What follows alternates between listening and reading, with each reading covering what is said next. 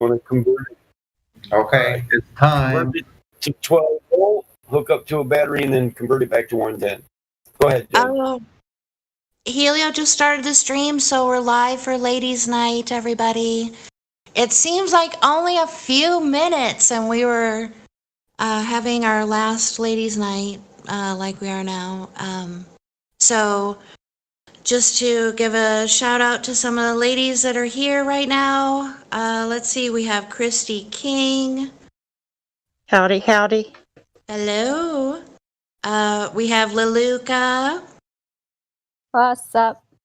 Hey, OK Great is here. Hey. Hey. Crystal will be joining us in a moment.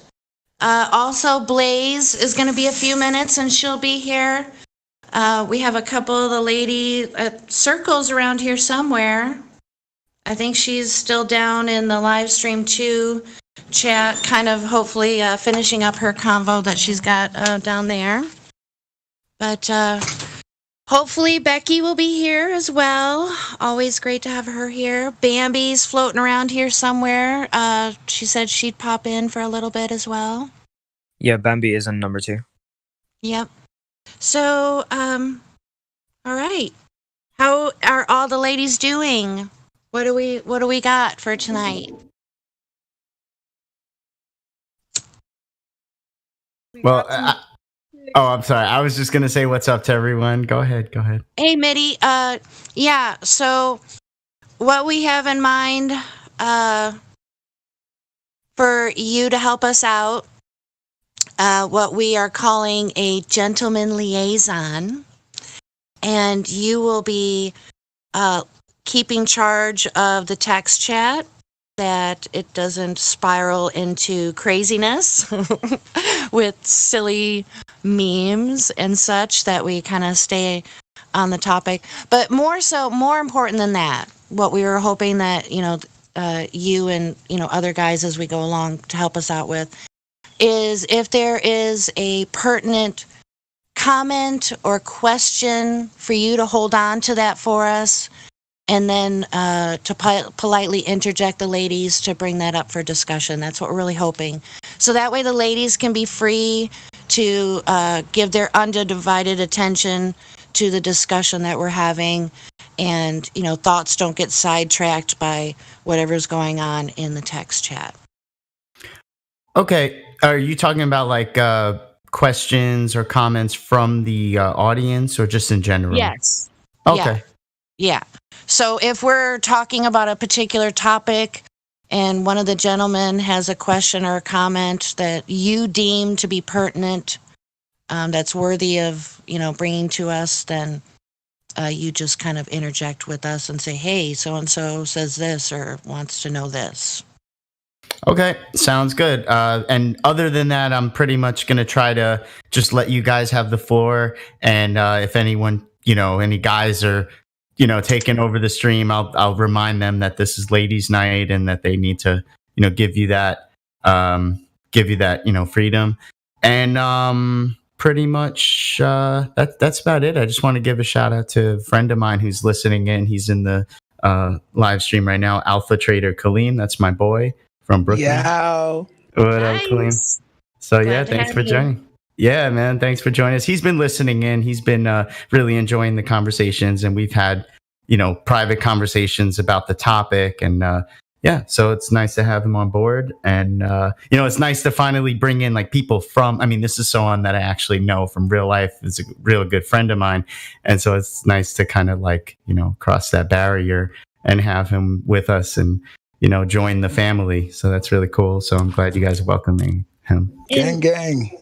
And I think our hope is with the ladies' night for us to kind of set the tone of the main live stream to be more of a conversation, and kind of bring it back to the original times of 24/7 before we got so big and so many members. So yeah, it would be great to have, more of a conversation, because that's the only way that people are going to be willing to accept any new information. And then, set them on their journey down the rabbit hole. All right, so let's see here. Crystal should be with us in a moment, hopefully.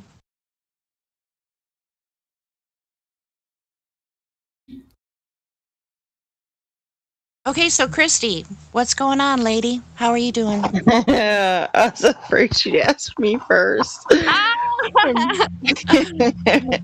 Well, so Christy has some How stuff. much time do I got? Well, you don't have to right now. Christy's got some Okay. information for all of us ladies to talk about, but we can chit chat a little bit, let a few more ladies trickle in.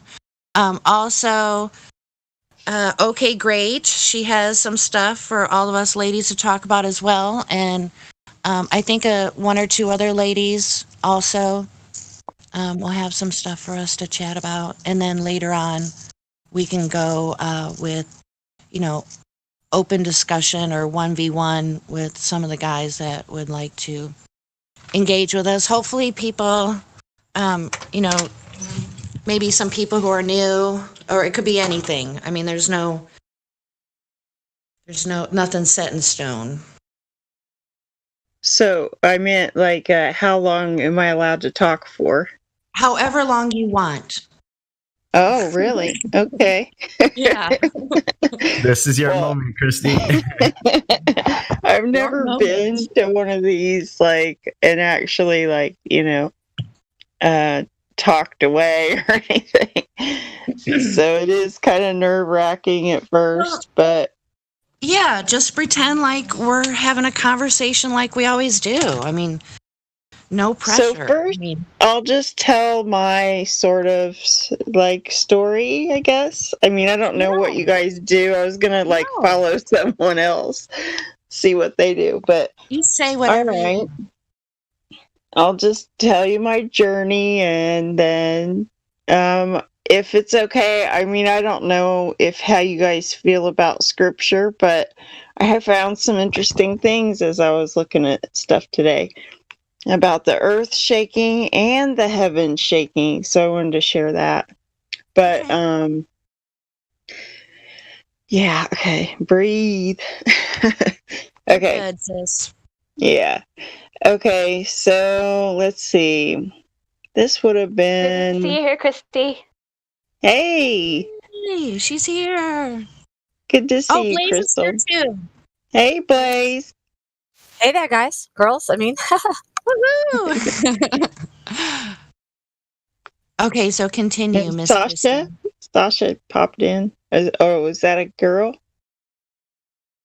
I think No, I'm Mac. Oh, I'm He's- sorry. I think he's from all right. Russia. But hi anyway. No, I'm from I Croatia. didn't mean to call you a girl. I didn't know. Oops, my bad. Okay, so I guess it was about 4 years or so ago. It's hard for me to keep track of time. I know my niece wasn't born yet that I first heard about flat Earth, and I kind of had a giggle, and then I sat and I thought about it for a minute, and I thought, well, if the Earth is flat, then we're special. And I already know that. So I was like, okay with it. But I still wanted to know more. So I got on the internet, on YouTube, and started looking stuff up. And found some Navy guy. I still have no idea who that guy is. But he was talking about his telescope on his Navy ship. And how the distance was really far. And how they didn't take into consideration the curvature of the Earth when they launched. They took in like a projectile goes up and then, it goes down. So they took that into consideration, but not the curvature of the Earth. And that if it had been curved, it would go through the water. That Wow. kind of solidified it for me, coming from a military vessel with the best equipment out there. And then you guys have also added a lot to my understanding of, mathematical distances and the calculator they use and lasers and I have a question before you go on. sure. So, before you came about to know that the Earth is flat, where were you at in, like, were you already under the impression Conspiracy. that there were other conspiracies happening? Oh yeah. Oh yeah. So you had already discerned for yourself that what we've been told is not necessarily the case, shall we say? Yeah, that we've been lied to Okay, about cool. a Right, go lot ahead. of things. Oh, Yeah. well, the reason why I brought that up is because, once you discern for yourself that things aren't passing the smell test, it's a little bit easier to absorb new information and not appeal to authority type of thing. So I think it's Yeah. more difficult if flat earth is the first conspiracy people come across. They're like, no way. But anyway, I don't want to take away from what you're.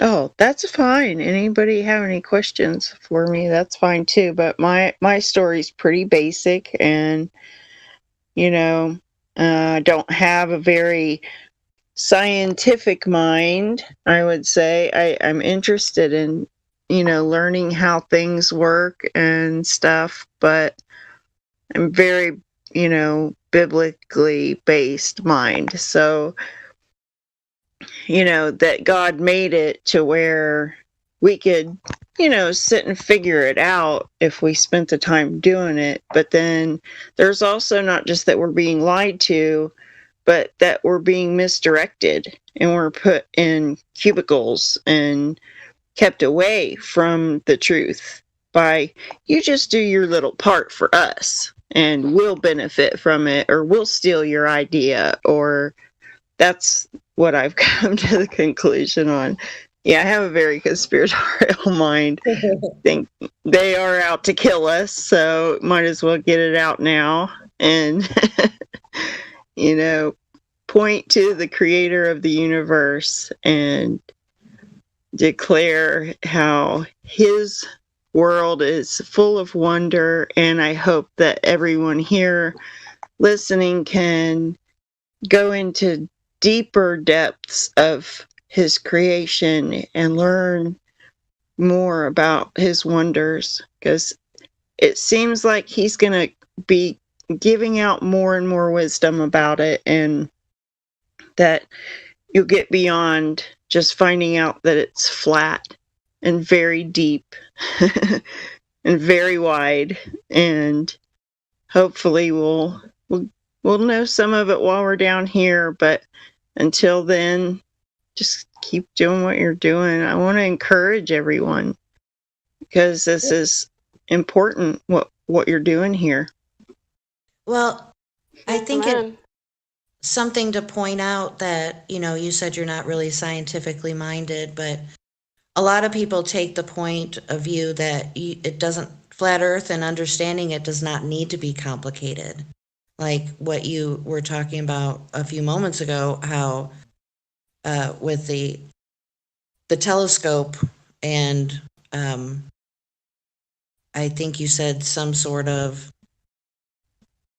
what was it? Did you say they were like shooting things across, or you're just saying the telescope? If The guy that was, I think he was in the Navy, and he said that they don't take into consideration the curvature of the Earth, and that he was going to be doing a bunch more experiments out there on the water. I don't know if he ever did, but I'm probably mentioning someone everybody's familiar with, and that, it's, I don't know. But anyway, yeah, he was saying that the missiles would, lob up in the air, and they took that into consideration, but not right, the mathematical curvature distance for the Earth. right, And that it would go through the water. It would have to, the missile would have to like go through the water instead of, lobbing and hitting them. right, and it's things like that. If you critically think about it, then it just doesn't make sense from a simple perspective, essentially. Because missiles don't go through the water. They just don't.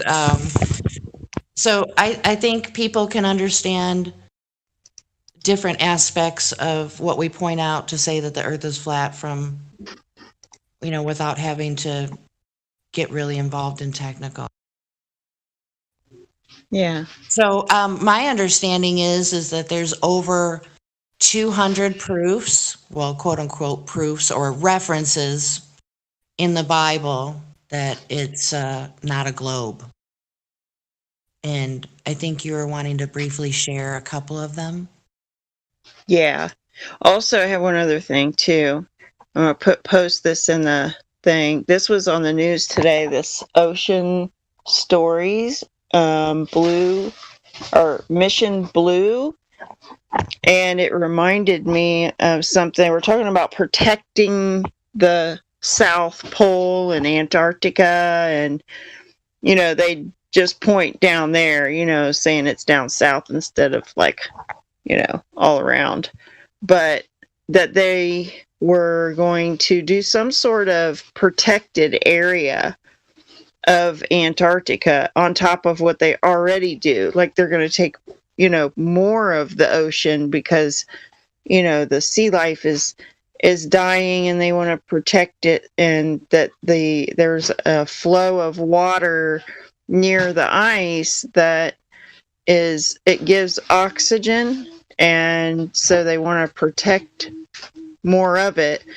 And of course my conspiratorial mind thought of this Maxwell Ghislaine or whatever her name is. Oh. Because she had some sort of marine protected areas that she was involved in where these rich people can purchase like pieces of ocean and have some sort of getaway place where they can like have something underwater, some sort of house or some sort of, I don't know, habitat. But yeah, so I just wanted to say that because that was in the well, not that part of it wasn't in the news today, but that they were wanting to take up another portion of that ocean, like another. It would be a ring. It wouldn't be just the bottom part. It'd be all the way around. They just wouldn't tell us. So you think China has stolen a lot of the sea? Think of what they're going to do around the outer, rim of the ocean. And they won't preserve it. They'll pollute it. So they'll probably do other stuff I won't mention on here.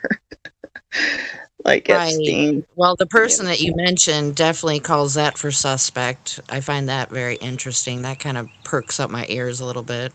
Yeah, all the way around the world. Yeah, what does Ghislaine Maxwell have to do with any kind of scientific exploration or what have you with Antarctica? Seriously? Oh, yeah, I can post that in there too. The place, that Terra Mar Project is what she was involved in. This is Wikipedia, but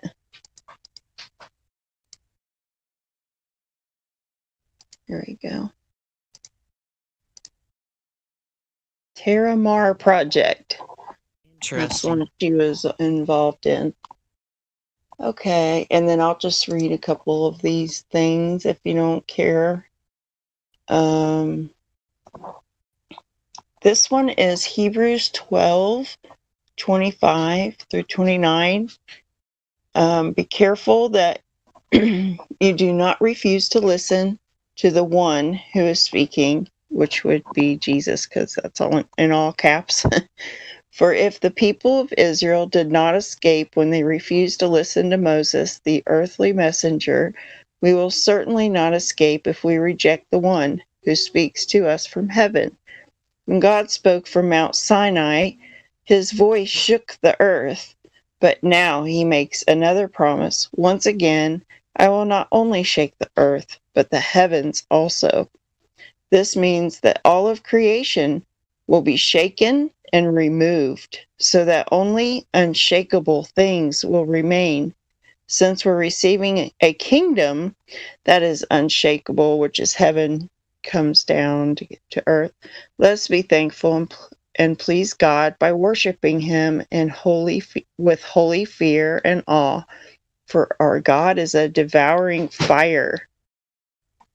I was just gonna tell you guys, like, what sometimes I wake up in the morning and the Lord will give me like a sentence, and I'll write it down, and I have no idea. I didn't know what thermodynamics were, but he was saying like heaven is thermodynamics, and if that was just in my head, and call it me, but if it means something to you guys, then have at it. But So for you, did you come up with the phrase and then found the scripture, or the other way around? that was just the words that like popped into my head in the morning, and I wrote it down. I was like, okay, what is thermodynamics? I've heard of thermodynamics before, but I have no idea what it is. So was this Like- recently or in the beginning of your journey? Yeah, just like about a week or so ago. It's like the last thing that he said to me, so Wow. I thought I'd share it. Well, yeah. Yeah. So if that's something you're called to look into, that would definitely be something that us ladies can all talk about. So I'm excited for that for sure. Well, I learned that thermo means heat, and like I asked Lemon about it, and he was saying like effects of heat or pressure, or I don't know, something like that. But I was starting to visit. Yeah, I was thinking about like if there were a dome and heaven is outside of that, then when the dome comes down to earth, well, we don't know how far it would be from the earth, but like if you were to do experiments from here in the middle of the dome, it's a lot further up. But maybe on the outer edges, near Antarctica or whatever, that things that were outside of that firmament could affect something if it was heat. I don't know. I wanted to But it's read actually cold, so. somebody kind of referenced to what you were talking about earlier. I'll read it real quick. He said, by the way, what the lady in the live stream is talking about is naval navigation systems, which is mostly based on astronomy. I know a few things about astrology, which also uses astronomy. At the very basics, it looks at any point in space as if within a geocentric model. For example, astrology cannot count for any other planet. It can only project itself and calculate as if only Earth existed. The planets it uses for symbolicism are only for that, as reference points that mean this or that. When I talk to an astrologist, what would happen if an alien, come to Earth, and she was asked to put together an astrological chart and some describing about said alien, she wouldn't be able to do it since astrology can only work on Earth. It does not count planets as other physical places. I think we maybe could pin that for maybe later. Yeah, that's very interesting. Clarification. That's very interesting. Can I make a quick comment on that? Yeah, sure. I mean, I know we could get into more depth about that later, but I think what he's kind of suggesting, based on his conversations with astrologists, is that astrology takes a geocentric perspective because it's based on the individual, astrology and like when you were born and all that stuff, which since coming into Flat Earth, I've obviously I've looked into that stuff more and kind of changed. I'm not as dismissive of it as most people are. But anyway, with that aside, I'm just saying, like, I think it's interesting because it's about the individual and it's from an individual perspective, and it's very geocentric based, and that's an interesting point. I think it's a point on the Flat Earth side, actually. That's all I got right now. Everything's a point for the Flat Earth side. That is true. But yeah, carry on, ladies. I just wanted to see if I could kind of tie that into what you guys were talking about. That's cool. The only other thing I had, well, I had a couple more, but I don't want to make it a Bible study. But this one is 2 Peter 3:11 through 13. And it says, since everything around us is going to be destroyed like this, what holy and godly lives you should live, looking forward to the day of God and hurrying it along. On that day, he will set the heavens on fire, and the elements will melt away in flames. But we're looking forward to the new heavens and new earth. He has promised a world filled with God's righteousness. So one day it is going to be thermodynamics, I guess. The other one was Mark 13:25, and it's talking about that the powers of heaven are going to shake. And here was the one. This one was really good too. Mark 13.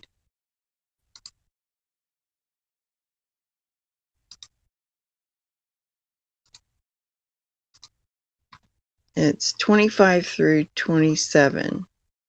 This one's really good. Okay. After that time, after the anguish of those days, the sun will be darkened, the moon will not give its light, the stars will fall from the sky, and the powers of heaven will be shaken. Then everyone will see the Son of Man coming on the clouds with power and great glory, and he will send out his angels to gather his chosen ones from all over the world, from the farthest ends of the earth. And the other version said he'll send them out to the four winds, to the end of the earth, and something about the ends of the heaven. But I like reading this version for What I found most profound in that is it made reference to that the moon will not give its own light. That's like, wait, what? What? But I think, I don't know, have you ever done any like compared references to like what you've read tonight with other religions, like how they see those types of things as well? Has that ever been anything that you've done before? I haven't compared them.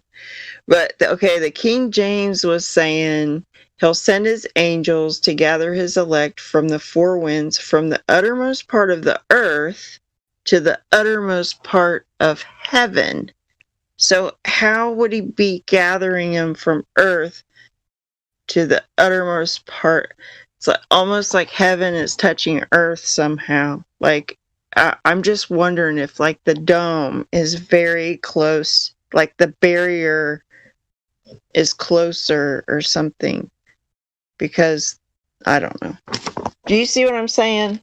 Like if you're standing in the middle of the earth, then the dome's going to be way up there. Well, like a bubble, but over on the edge, you'd be closer to, Well, what I thought of when you said what you just said just now was, you know how we see high altitude balloon footage of in excess of 120,000 feet up above the earth? And it bounces off? Well, no, not that, but like what Dwayne Kellum does.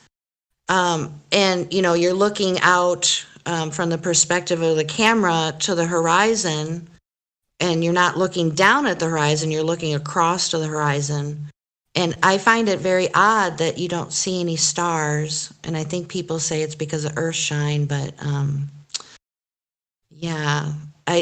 So I think I'll have to review it, but I think he put one of Dwayne Kellum's latest flights quite some time ago, but he put a camera on the top, or where it would look towards the top. And I think he said there was stars if you looked up, but I don't recall.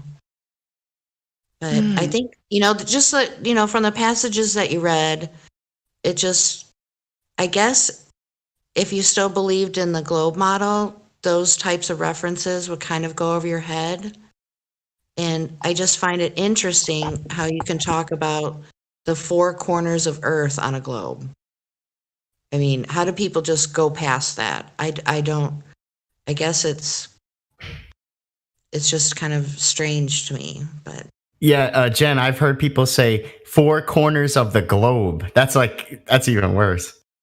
That is even worse. I mean, I looked that up one time and looked into the Greek or Hebrew. I can't remember which now. It was in the Old or New Testament, but I think it was the Old Testament. It would have been Hebrew. It was talking about sections, like a piece of pie, like four corners. Like you can have that corner over there, like that part of the pie. So I don't know. well, this isn't my area of discussion that I usually do, but Blaze is in here. So maybe she can chime in. Maybe. Yeah, and I have a picture I'm going to put in there because you reminded me of the stars that, like the Milky Way. I saw it looked like it was coming down to Earth. So yeah, and then I was done. So go for it, Blaze. No, you're not. You're not interrupting because this is all of us. So I was a little late. What what's the, did you start off with a certain question or something? Well, it's just that like Christy and yourself, you refer to things in the Bible and such, and I really can't comment too much on, the implications of that for flat Earth. I mean, there's supposed to be over 200 references and Right. that refer to a flat Earth. And, like Christy said, not to turn it into a Bible study or anything, but I think it's worthy of mention that, even for those who don't ascribe to religion or the Bible, I mean, however you want to look at it, if it was written by a man inspired by God, regardless of the fact, and this is not meant to, speak against anyone's beliefs or anything, but a man wrote it, and it sounds like, he's referring to a flat Earth throughout the, whoever, the people that wrote it, they're referring to a flat Earth. They're not referring to a globe. Right. They knew regardless.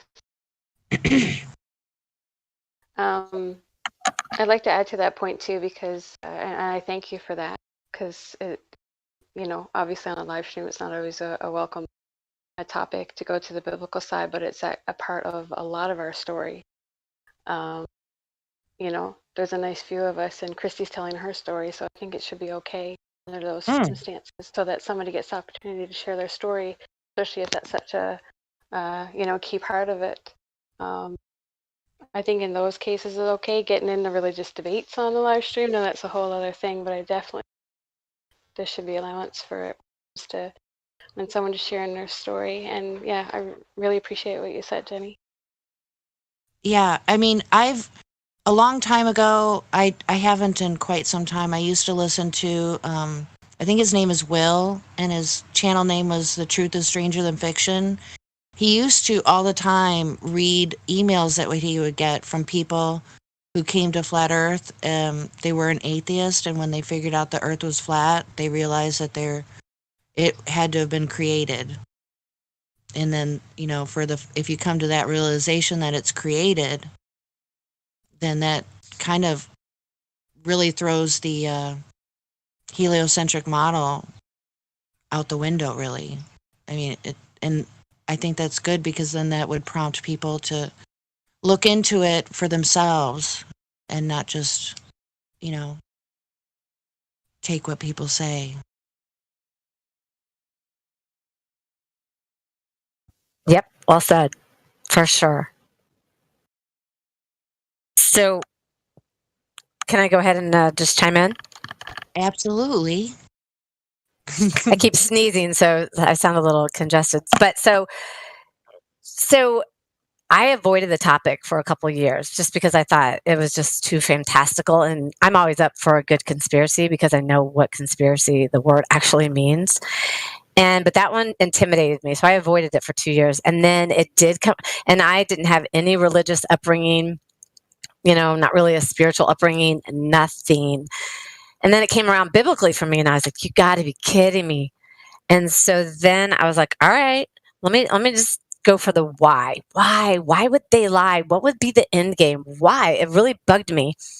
And so I started doing some research. And then for me, being a new critical thinker since 2008, I was like, I didn't even think to question, the philosophers, the great visionaries and pioneers and all that kind of stuff. And then I started delving into why they would lie. And I'm not saying that this is the absolute truth, but it was good enough for me.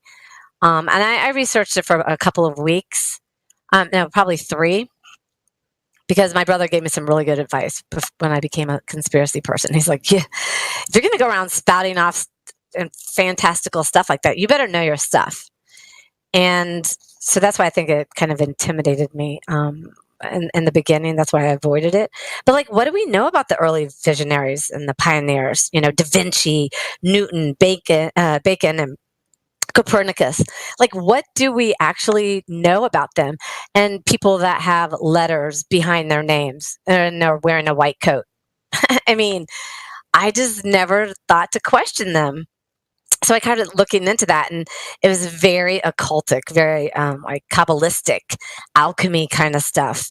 And then I got to research a little bit okay, when did the science departments come into schools, and who kind of created it? And so what I found was the Royal Society, and I thought that was really interesting. And in 2008, I came across some moon landing stuff, and I was like, wait a second, that looks fake. I researched that. So in my quest for truth, because I think that's what we're all here for, that's what we have in common. I think the best way, because somebody asked me one time, what does it mean to be a truth seeker? And I thought about it for a second, and I was like, we don't like to be lied to. Just tell us the truth. It's going to hurt, but we can take it. We'd rather know the truth than living in a fake reality. I mean, that's for me, and I talked to a couple people, and they kind of agreed. But, what do we know about Galileo and Newton and all that stuff? They kind of were in this club, and ancient teachings kind of maybe being repackaged a little bit. And we don't have to get biblical, because there's so much information out there that it's really pathetic that not more people. And then you have some people that are like, who cares? What difference does it make?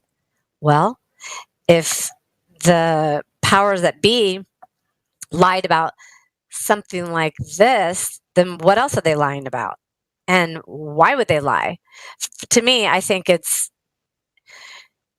to essentially make everybody feel insignificant and attack the creation, the creator's model, attack creation, and then you've got everything. You can just make people believe anything you want. And then, so I got into Antarctica, and I was like, okay, well, that's a little suspect. And I got into Operation Dominic, which I think Fishbowl is in that. And that was nuclear testing. They hit something, and, there's just so many different things of why they would do it. And for me, it's a lot of it goes back to the Jesuits. If they make people feel insignificant, that's all they have to do. They win. Because I believe there is a battle going on for our soul. And I think that it's been allowed until now, and more people are waking up. And even if we don't have the fundamentals of scientific background and everything, we don't have to. And so that's kind of where I am. I did do the research. As much as it came around biblically for me, I had to know what was going on. And NASA, when you start really delving into NASA, when you really start delving into proving this wrong, at some point you're stopped and confronted. And really you have to ask yourself, okay, who showed me, who told me I lived on a spinning ball?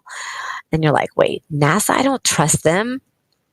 And you start looking at the government told you, and NASA, and those silly little balls in the classroom, the globes in the classroom. We were all mesmerized by it.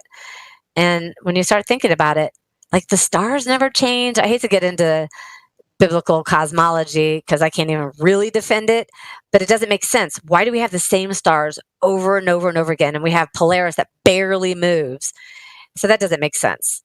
So I don't really know what else to, because I don't want to get into like the alien stuff that I went down that path either. The fake alien stuff. Maybe you and I could talk about the alien stuff, not on here, because I think a lot of people have different ideas about what are aliens. Some people see them as it's a reference to, I guess, demons or the fallen angels, but they're called extraterrestrials.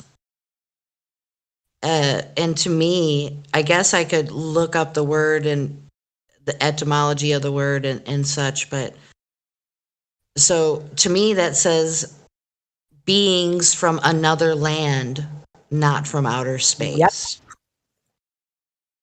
An alien in the scriptures meant you weren't from around there. And that's it. Yeah, They you were a stranger. mesmerize us.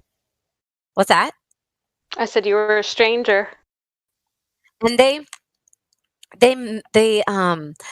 mesmerize us, cast little spells, and have us believe words mean something that they really don't mean. Like people try to insult you by calling you a conspiracy person. I asked somebody threw that at me last week, and I was like, he goes, "Oh yeah, you're wearing your tinfoil." I go, "Do you know what the definition of conspiracy is?" And he just kind of looked at me with deer in the headlights, and he really didn't know. And there's so many words like apocrypha. I'm sorry. Well, apocrypha, that means hidden, but apocalypse. People are like, "Oh yeah, it's apocalyptic," and da-da-da. I'm like, "Do you know what that word means?" They're like, "Well, I mean, there's some apocalyptic information in the scriptures in the book of Revelation, and I would say book of Daniel, throughout the whole scriptures. But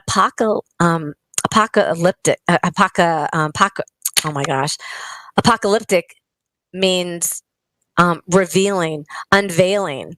So yeah, there's some revealing and unveiling stuff that happens to be the end of the world stuff, but we really have to be responsible for what words mean, because they do mean something, and they're casting spells on us, or we're just not paying attention. Yep. There's power of life and death in the tongue. Yeah, for sure. But for anybody listening, look into who Jack Parsons is. And NASA, man, right? And the fact that NASA was to keep him out of the picture, but yet they name, I think, a star after him.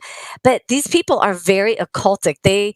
It doesn't matter if you believe in there's a God or anything, they sure do. Our enemies, we wrestle not with flesh and blood, but with principalities and high places.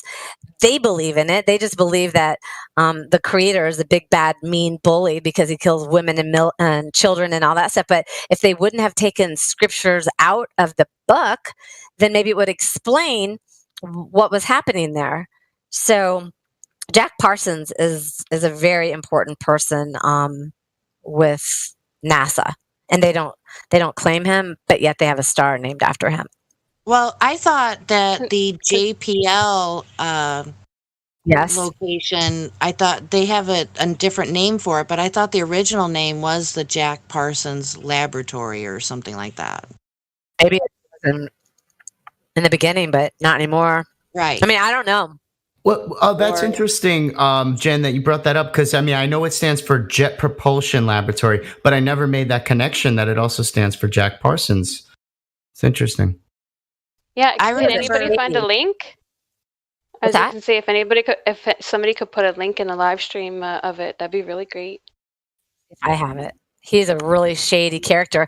And then he was intertwined with what's the scientific guy, the Scientology guy? What's his name? L. Ron Hubbard. That's it. And That's then it. also with him, they were also associated with who's the guy that called himself the Beast? What's his name? Crowley. Aleister Yeah. Crowley. Aleister Crowley. Yeah. The three of them were all together in the beginning, from my understanding.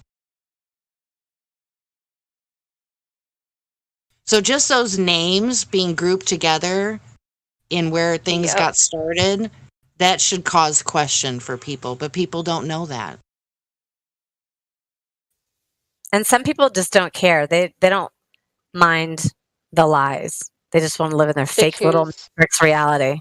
Live in the Yeah, dream. they choose to be blind to it, blind to the Choose to truth. be ignorant. I love that word lately Yeah, because it is so perfect and people hate the word. And it's like, well, if you don't want to be ignorant, inform yourself. there's actually scripture that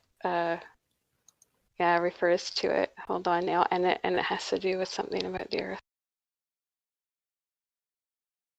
And anybody listening, we don't represent everybody on the server. Not everybody believes that there's a creator here, and you don't have to. You know, we would like for you to, but everybody here, every single person has different beliefs. We you know, and so that I want to make sure that we're clear about that. Yeah. It would be maybe one day when we this is more of a regular thing and we start growing in the number of ladies that come in here, I would imagine that there would be other ladies that have different beliefs and we can all talk about it together, how they're similar, and that would be wonderful. Because I don't know, I'd be really interested in talking with someone who is a flat earther that does not believe in a creator. You know, maybe they don't believe in religion, but they believe in a creator. But if they don't, I'd want to talk with that person. That is for sure. Mm-hmm. I like what you said about how they want to make you feel insignificant, and then they come up with words that are like extraterrestrial. Like they're extra and we're just minimal. I don't think the We're word. gonna Sorry, Oh, go we're gonna inherit it all. So these mad scientists, you know, they think they, know everything, but one day we're gonna know everything. So we're gonna get it all as an inheritance. I think, what the ladies were talking about, with Jack Parsons and that type of conversation, I think it's important to know where this information we're given, where is it coming from? So we can discern their integrity and what their beliefs are and how that's translated into what they tell us. I think that's so extremely important. But, yeah, it's not like you can just Google this information and it's going to be the first couple hits on Google. That's just not going to happen. And I think part of the big, conspiracy side is that these scientists are getting their information from probably fallen angel, demon entities from hell. We're given the illusion that it's materialistic man that has done all this exploration and found all this stuff out without the aid of any spirit, but maybe that's not true. I love how Lemon is just so straightforward with it about it. Yeah, it's the truth of the matter. Do you guys mind if I quickly read what Blaze, the scripture that Blaze reminded me of? It's 2 Peter 3 and 5. And it says, 1 second. Okay. For of this they are willfully ignorant, that by the word of God the heavens existed, and the earth was formed out of water and by water. Wow. Beautiful. It's so true. Even in science, they say that we came from a primordial ancestor out of the water. It's like they're already saying that with evolution and stuff, aren't they? A lot of half truths. And that's another thing. Who created that? Jesuits, maybe? Talking about the Big Bang. Yeah. Well, that's the main, split right there. A world that came from water or a world that came from fire. And it is interesting to note that some people describe, jinn, even angels, in a way, I think jinn and angels are the same thing, as beings of light and fire. I wonder if some of this Big Bang cosmology isn't just disguised angelology in some ways, worshiping the beings of light and fire, as it were. But I believe that there was some mating going on between the Watchers and the daughters of man, because that's what the scriptures say. So if I know a buddy of mine, he got into the scriptures, into the shape of the earth and everything through giants, because he was a conspiracy guy. And so I think that the spirit of truth is in full effect, and I believe that the spirit of truth is Messiah, because that's what the scriptures say. Things are happening right now, and I came in to be a believer through conspiracies, and I think if you want the truth, eventually you're going to get it. I find that interesting. Somebody was brought to the scriptures by looking into conspiracy, for lack of a better word, about giants. I mean, that's not really a conspiracy, because there are giant people that are on the earth alive today, aren't there? Yeah, I think that's how a lot of people are waking up. This stuff that's going on right now worldwide brought my mom, put the fear of God in my mom. And she's always listened to my stories. As a matter of fact, after I learned that the earth wasn't a spinning globe, I was like, Mom, you're not going to believe this. She's like, now what? I said, I'm pretty sure the earth is flat. She goes, yeah, well, they lie about everything else. Why wouldn't they lie about that? And that was the only time it ever went well for me, because after that, my brother told me, don't you ever talk to me about that again, because he's getting indoctrinated by ancient aliens. He watches TV, and that's another great weapon of mass destruction, is the TV and movies. I think that's how they really indoctrinate us, and people hate their lives, or sometimes it's just like it makes them feel better because they can think, oh, some aliens are out there. Who do we think that we are? We're the only ones, we're the center of the universe, and they just want to run away.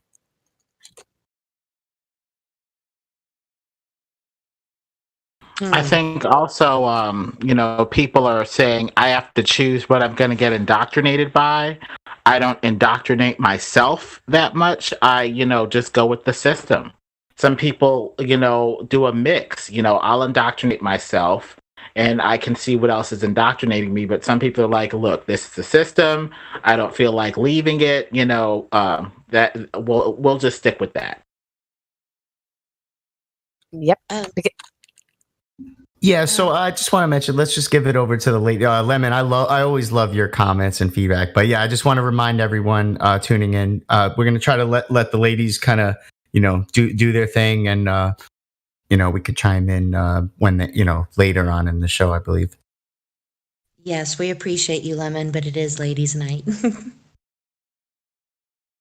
And it was pertinent to the topic, so that I can appreciate. Yes, thank you. No worries. No worries. You're good, dude. Hey, guys. Hey. Hey, Mitty. Or Miggy. What's up, Miggy? Miggy and Mitty. Miggy and Mitty, yeah. So I hear this ladies' night that you guys were talking about, like scriptures and stuff, and in context. Since I studied the scriptures myself, I know that there's a lot of parallels that we could draw from what we learned from the word and incorporate that into like what we know into the truth of the reality in which we live, right? a lot of scriptures point us to like the Earth being, flat and stationary. As you well know, it never talks about a planet that's spinning in the solar system, which a lot of people tend to want to draw back to. So even a lot of people that are in the modern Christian, kind of theology, they want to say that we live in a solar system based on like the pseudo scientists that are out there. But you don't have to look any further than Genesis, right? The very beginning. Oh my gosh, good point. Yes. It talks about like, well, in the beginning, God created light, which was like the very first thing that He did. 3 days prior to the creation of the sun, moon, and stars. So there was light before any of the heavenly luminaries were created. And so, if that is the case, if that is true, then what was the earth? Because it was actually the earth that He was talking about, where vegetation and all that was that arrived before the stars and sun, moon were created. So on the fourth day, He created the sun, moon, and stars. If the heliocentric model is saying that Earth is going around the sun, and it always has been, like through the Big Bang and whatnot, then what were we going around for 3 days prior to the sun, moon, and stars creation? Because that would be that would have to be inserted into the book of Genesis, but they overlooked that because right. So that's kind of like, well, if you want to say you live in a heliocentric, right, sun in the middle, kind of idea, then it would have to be drawing straight from the word itself with the people that are with the Christian mindset, but they don't. They overlook things like that. They take it as just poetic language that God's just, He's not really speaking of literally, but He's just talking, in a sense that people can kind of take a look at maybe how He could just present it to us in a way that we could understand, but not really. So that's interesting, I think, because we could always draw parallels to what the Word says, and then understand that the truth has always been there before us in the Word. So it kind of draws parallel, and there's many more scriptures, but that one in particular, because I always take a look at the beginning, right at the start. He was already telling us the truth, but yet we didn't know because we were so blinded by the indoctrination of the world with the globe, And that kind of keeps it really simple. What you just said, that's pretty simple when you really look at it from a critical standpoint.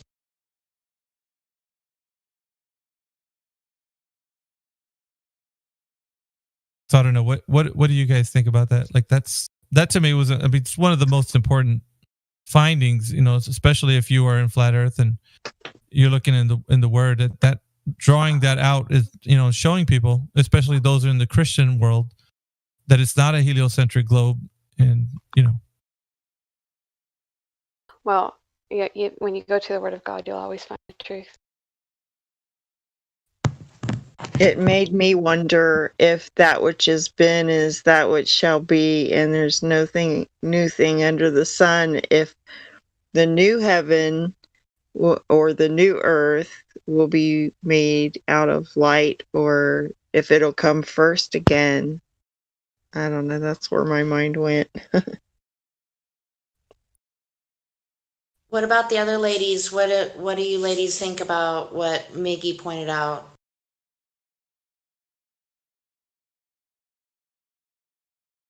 I mean, how could there be a heliocentric model if the sun and the stars aren't created until the fourth day? That's really keeping it simple. Yeah, I think he made a great point. And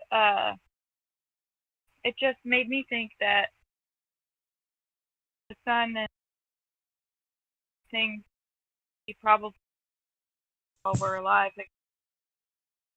because done by a creator that I personally am never going to come to understand. And it also made me think that when I first learned of flat Earth, it made me feel like I was more responsible for my actions, instead of just like, oh, we're flying, never-ending space of what, it's kind of like I don't know what, but it made me feel more responsible. And like the other ladies were saying, like I had more of a purpose being alive as well, and special. And so, what? I think that's really profound. That what you said, that it made you feel more responsible. And I'm taking that as you meant. Did you mean it as you're responsible to find out the truth? Is that what you meant?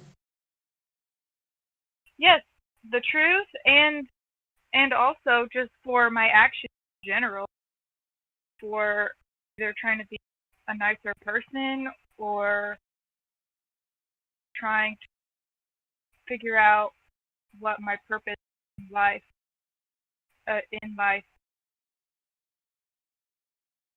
truth. You want to love the way that he tells us to love each other. You want to be more selfless because you have a better understanding of his truth. And the more you know him, the more you love him. And you find out who he really is. And it does, like, you want to love and glorify God, and you do that by how you treat one another.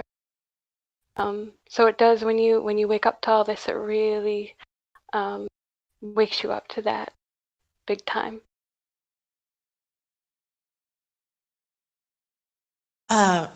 Okay, great. Do you want to, did you share your testimony on how you came to Flat Earth last week or the week before? Have you done that yet? I have done it. It was like a month ago, over a month ago. Oh, okay. Yeah. I know you had some material that a topic for discussion for all of us, because we've been on an hour already, which is amazing. Awesome. So we could segue into what you have. I'm kind of Sure. excited. Well, I don't know how good it's going to be, but We'll help each other. Okay, thank you. Yeah, I was going to say, at any time I'm talking, if somebody wants to chime in or anything, please help me out. Is she cutting? Or okay, great. You're cutting out for me. Is she cutting out for anybody else? A little bit. Yeah. You might want to go out. Yeah. Yeah, me too. Okay, let me change my headphones then. Give me a minute. Sure. I wanted to hear clearly what she had to say. There was like one of every 4 words. It would kind of drop off. I'd still love to hear. I don't think I heard her story, and there might be a bunch of people who haven't. If she wanted to tell it again, if we have time for it, or if you guys didn't want to move on to something else once she presents her stuff. I wouldn't mind hearing it. Yeah, no doubt. If anybody else would too. Is there any ladies that we want to welcome? I see Circle is here now. Let's see who else. Lulu. Well, I guess in the meantime, so we're going to get to Okay, Great Story. And then after, did you say you wanted to take maybe some questions after that or later on in the show? Probably like within the next hour. Becky. Becky. Sorry, I'm late, guys. Hey, Sorry, I'm late. I loved your entrance. Okay, so right now, Becky, we're waiting for Okay, Great to come back, and she's going to present her topic that she wants all of us to discuss together. Awesome. Looking forward to it. Hi, Becky. Okay, is this better, guys? Much. Yeah. Okay, great. Oh, yeah. It's great. Okay, perfect. So I just thought that bringing up the topic of science would be beneficial for a lot of people. And I just wanted to give a shout out to like Witsit and a couple of the other Man, earlier today they were talking to this other guy. I forgot his name, but and they were doing such a good job about like trying to keep bringing up, actual what is science and what is pseudoscience and what is scientism. So, and it's been brought up a couple of times too as the other ladies were talking, because Well, you just go, girl. Sounds great. Thanks. So when I first got into flat Earth and I had all my questions, I was like, well, what about growing up in my science classes? And they were telling me this, like we're spinning and we can see the curve and we've been to space. And little did I know they weren't teaching actual science. So I want to get first into the actual word, what is science, etymologically. So it comes from,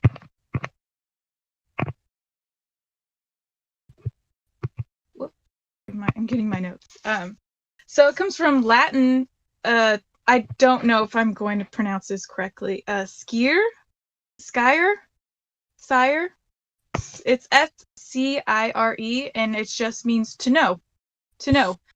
And scientia, and then sci, and then from Old French to science, but and it means to know. And so from there, I was like, well, a lot of the things that I was taught really are just beliefs. They're not actually knowledge. We can't see them on Earth. We can't observe them and see them on Earth. I'm taking this person's word as knowledge, and it's not knowledge, it's a belief. And so I was looking into it a little bit more into the word science, and it was so interesting. I really like this. It's etymonline.com. I use their website, and at the end of this paragraph, it says, I'm just going to read it really quick. The distinction is commonly understood as between theoretical truth and methods for effecting practical results, but science sometimes is used for practical applications and art for applications of skill. And it says to blind someone with science, confused by the use of big words or complex explanations, is attested it started in 1930s from a phrase from Australia and New Zealand. And so how true is that right now? All these so-called scientists, they use these mathematical equations, these big words that people don't understand, we're not taught in school, and they try to blind us with science.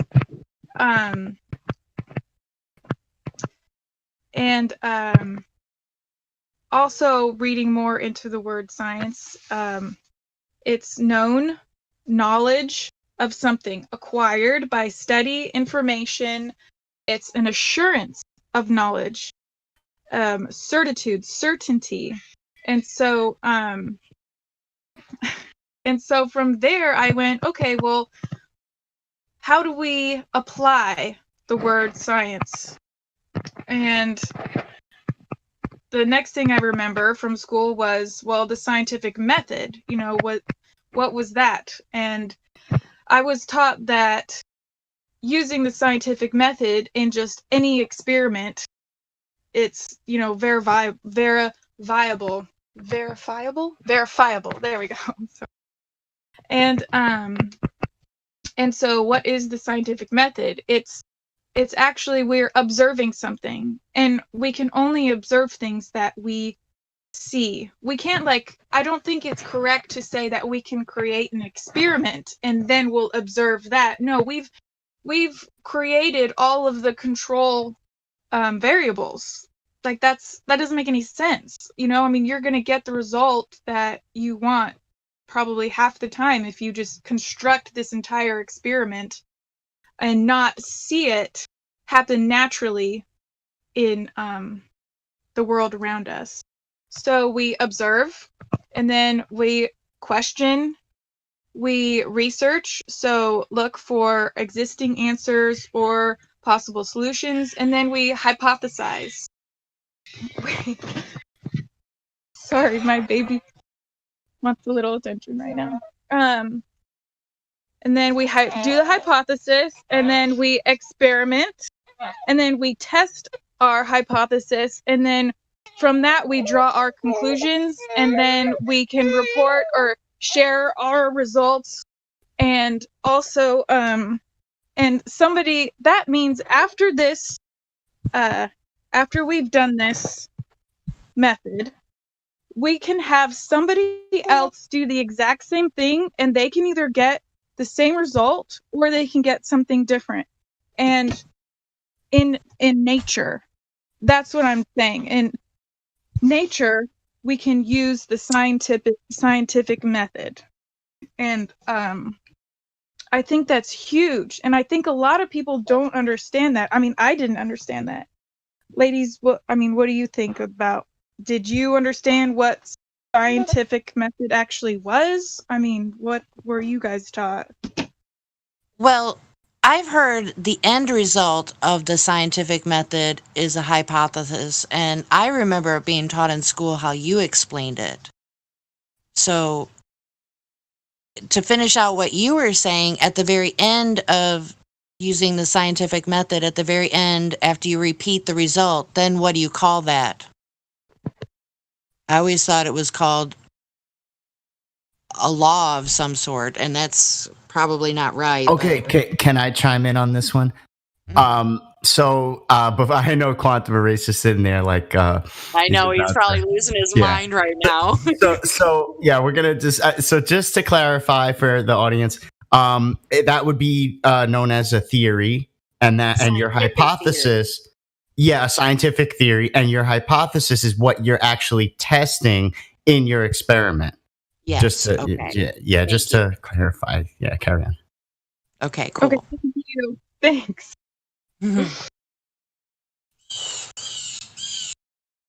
Okay, so I think I might have said something wrong.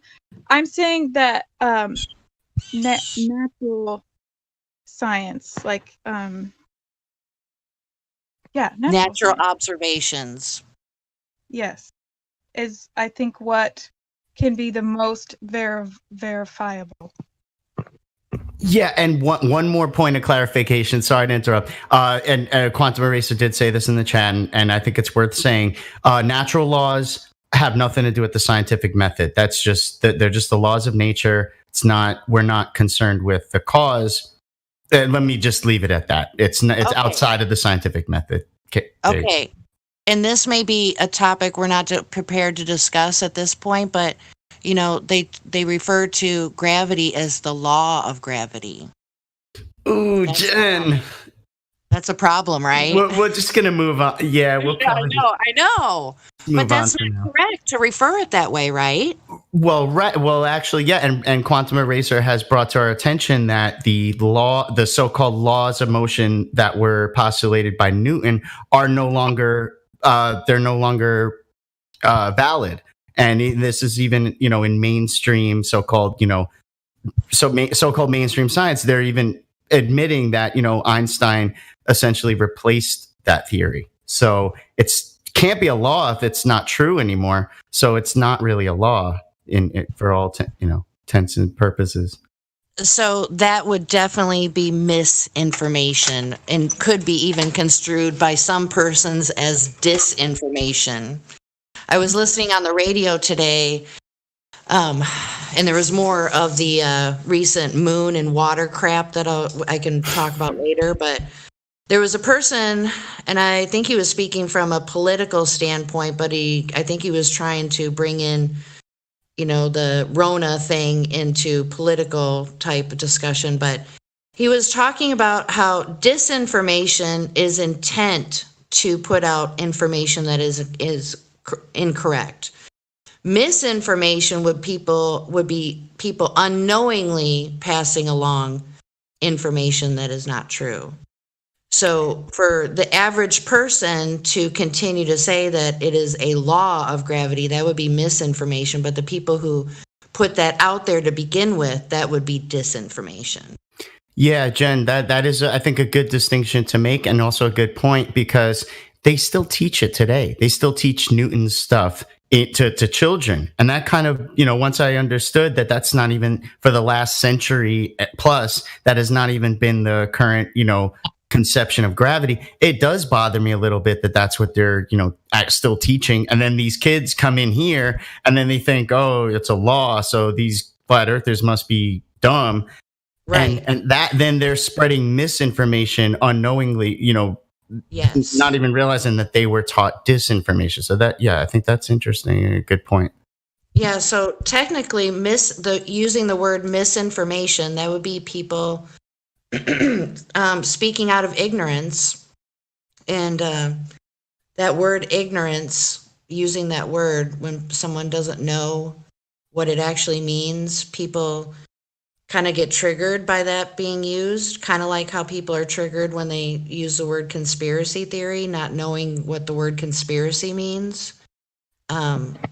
So yeah, I think we need to maybe use the word ignorant more often, and for those that don't know what it means, we need to point that out. So we need to use words correctly. I agree. Yeah. So okay, great. What else do you got, hon? That's what it is a word game, right? Yeah. Yeah. Really is. I think that was wonderful. But there's only one definition. True. Yeah. So that's what we need to seek. Right. Go ahead. Sorry. Thank you. No, and don't even be. Uh-oh. We lost her. I'm not sure. Yeah. Okay. You're lighting up, but we don't hear you. So you got to reconnect again.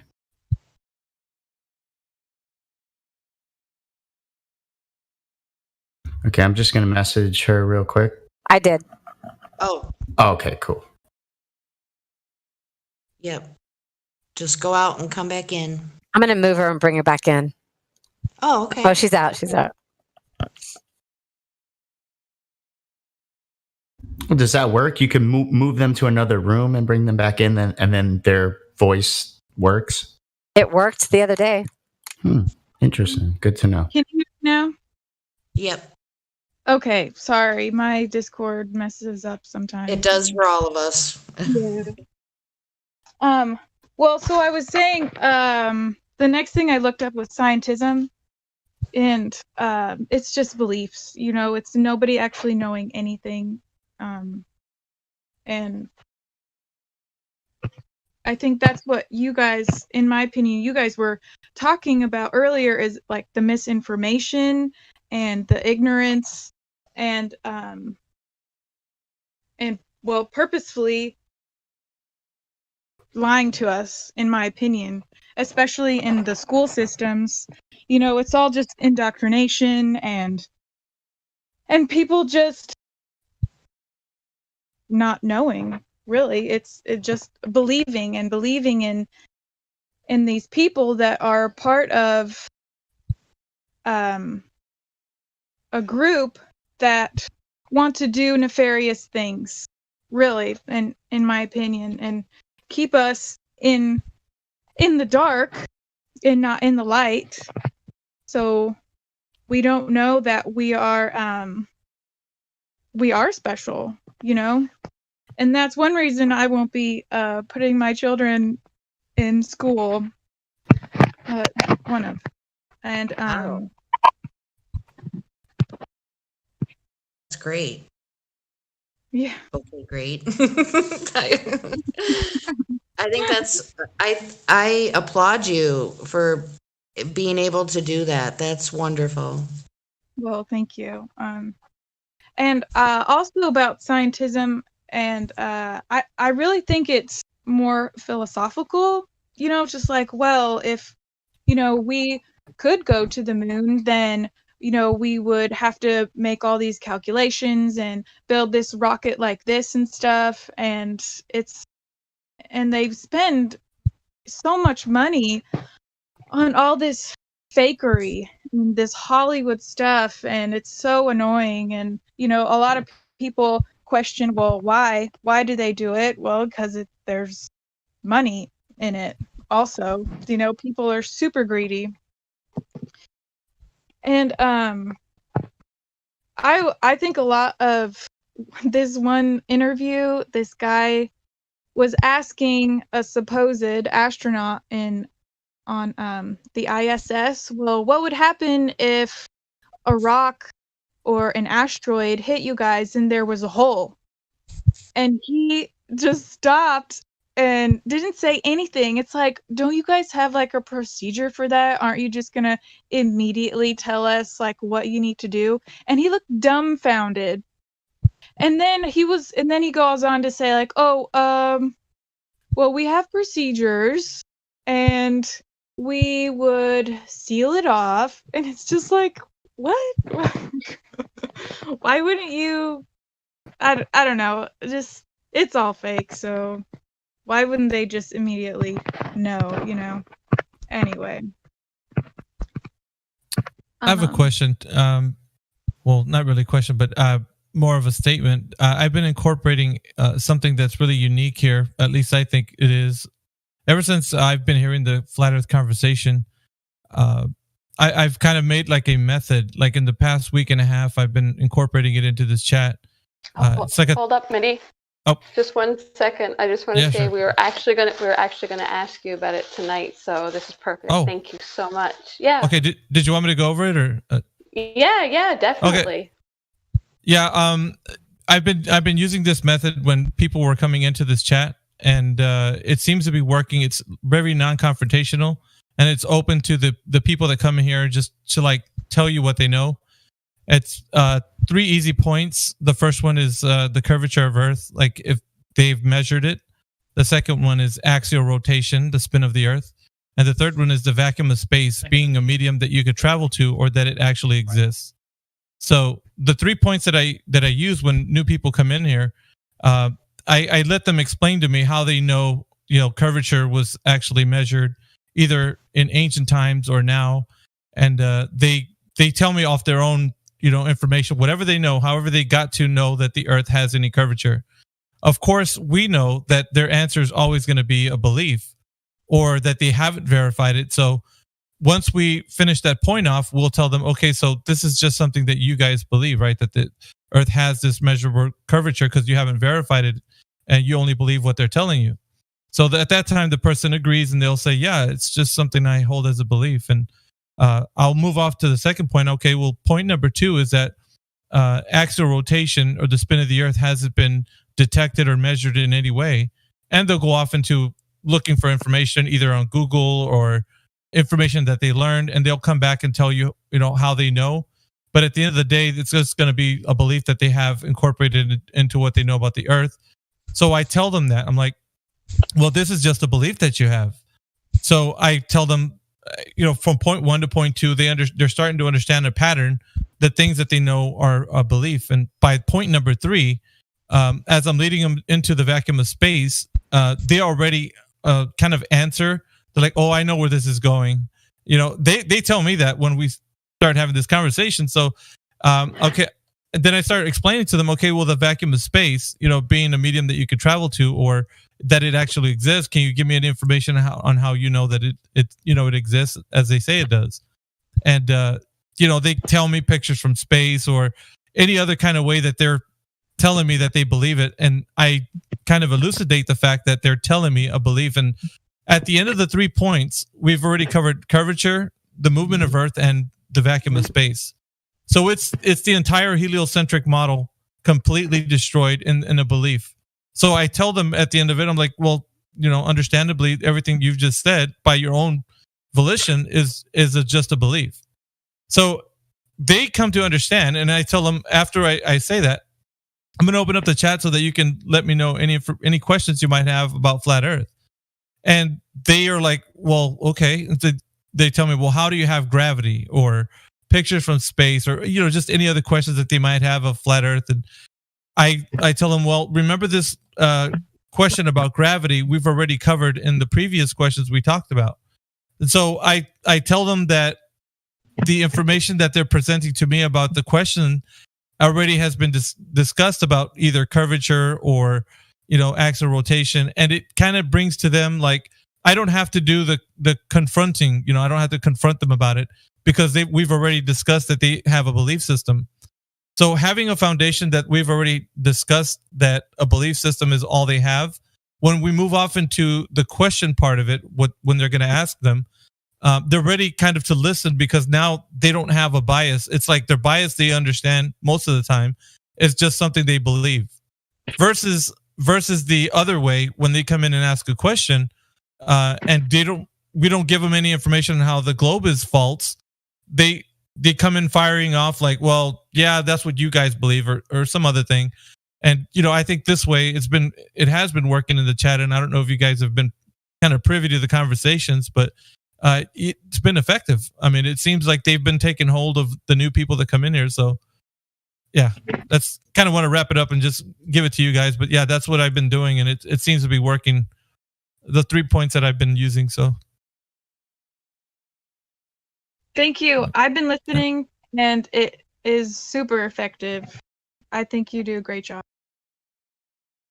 Thank you. Yeah, if I could just say, I agree. I just really love the way you've been conducting the debates lately, Miggy, and I think you're onto something with that. That's all I'll say for now.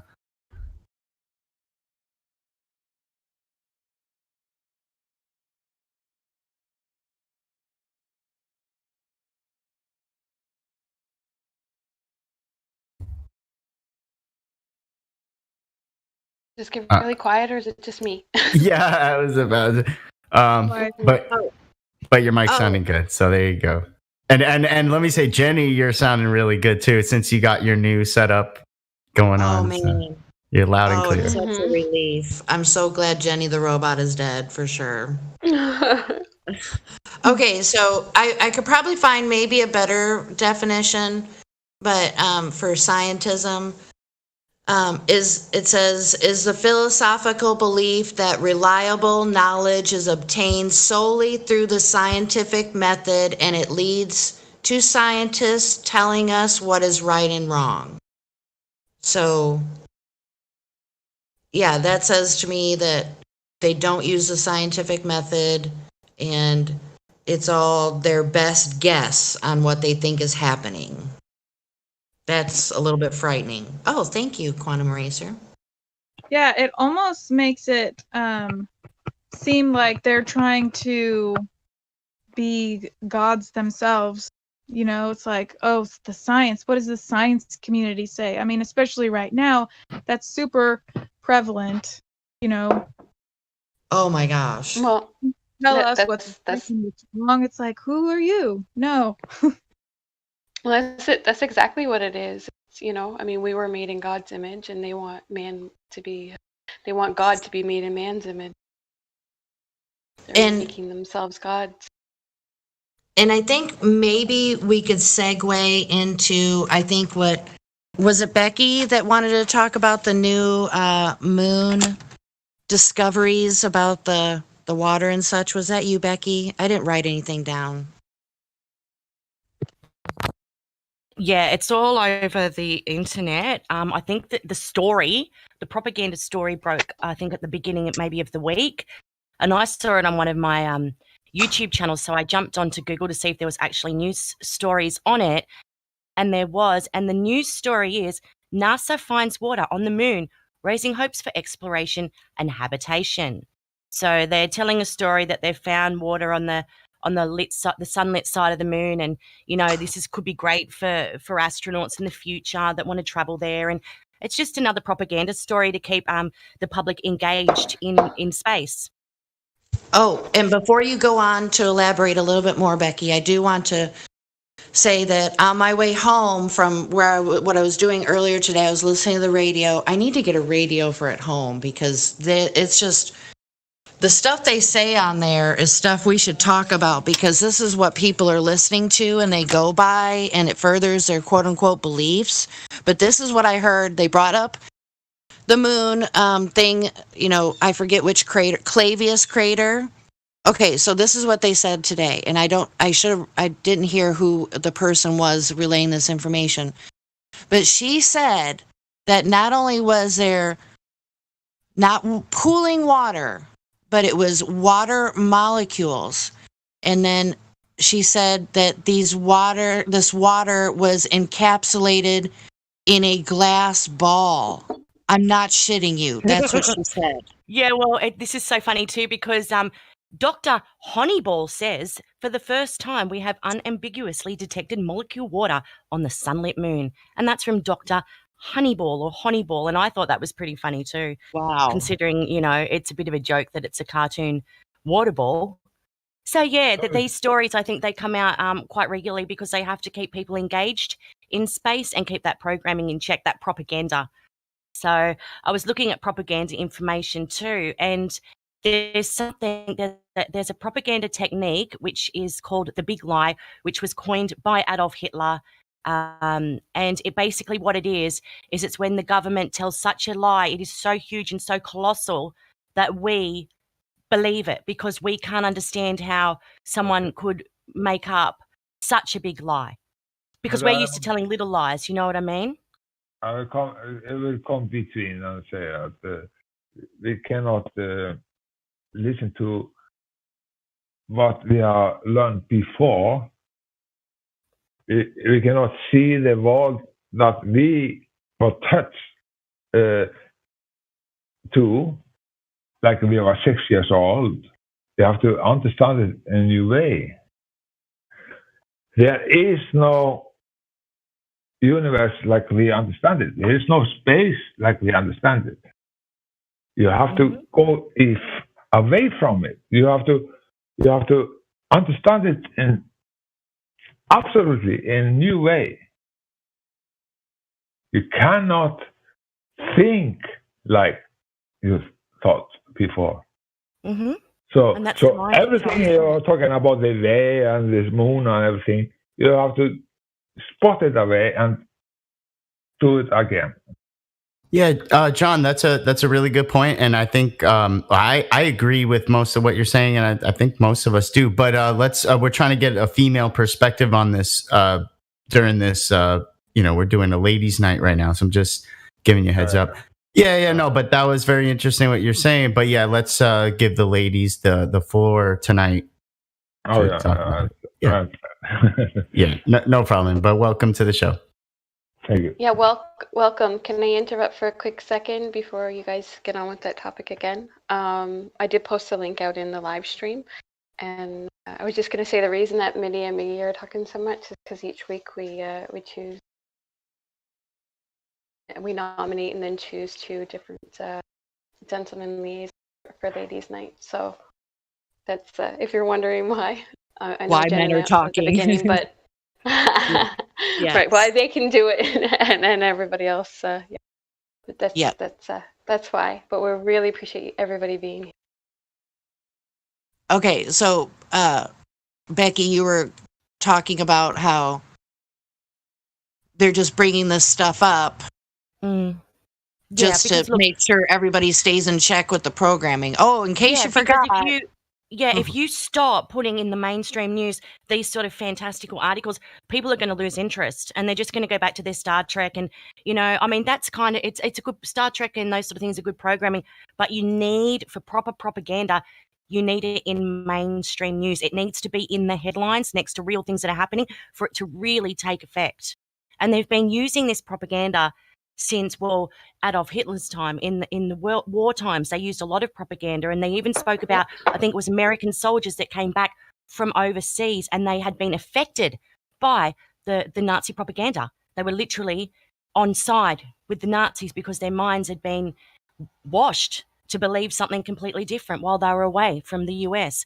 So this propaganda is what we're up against. And NASA was formed by German Nazi rocket scientists. These were the people the Americans put into NASA.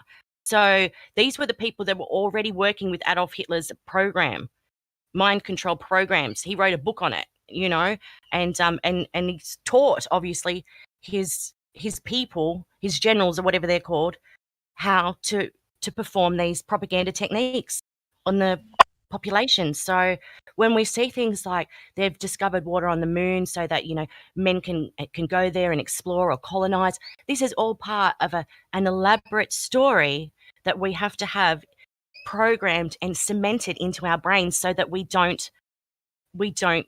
our programming doesn't break down, which is what's happened to a few of us here. And because our programs break down and we're realizing, okay, hang on, the only proof we've got from that space exists is from these composite photos or pictures. Are these images actually real, or are we just looking at something we would see in a movie like Matt Damon, The Martian? And then we get ridiculed and we get teased because we're trying to say to somebody, hang on a minute, I don't think this is happening. Do you really believe that these pictures are actual proof from space? And most of the people in the world do believe that. And that's where we get ridiculed and people try to shut us down when we're trying to spread the news that, you know, that the globe is not real.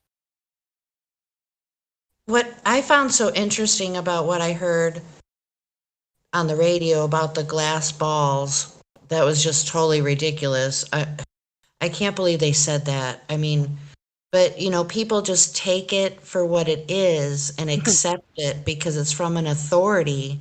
But nobody questions, nor do they offer the information, how it is that they actually, quote unquote, found that.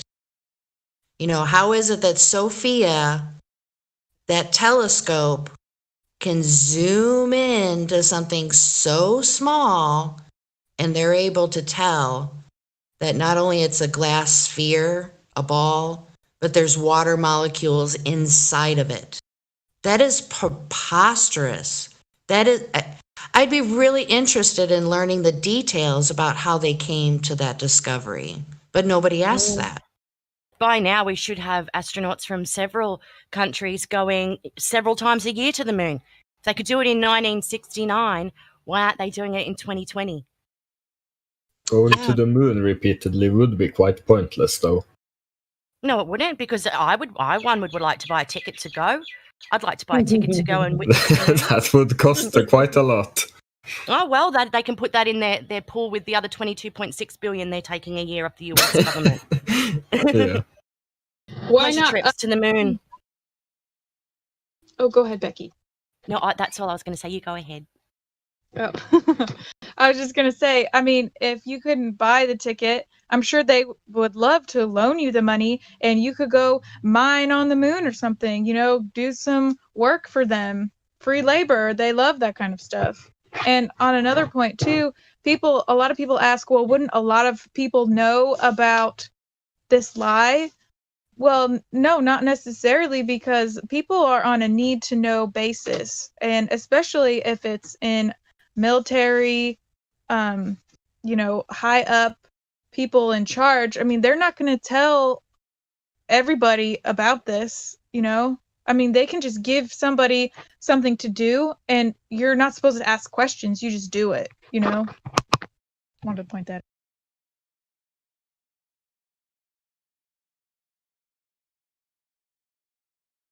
Yeah, so they've got the media release on the NASA website, and then you've got, you know, every mainstream news around the world reporting on this story of the water being found on the moon. So I just wanted to make a point there that we see things like that all the time in the news, and it's part of the propaganda to keep that program in place. Otherwise, it would get, if there wasn't enough propaganda in the mainstream news, people would start actually drifting away from the program, like what's happening here with a lot of people that have just stopped watching television, stopped reading the news headlines each day, and started thinking critically for themselves.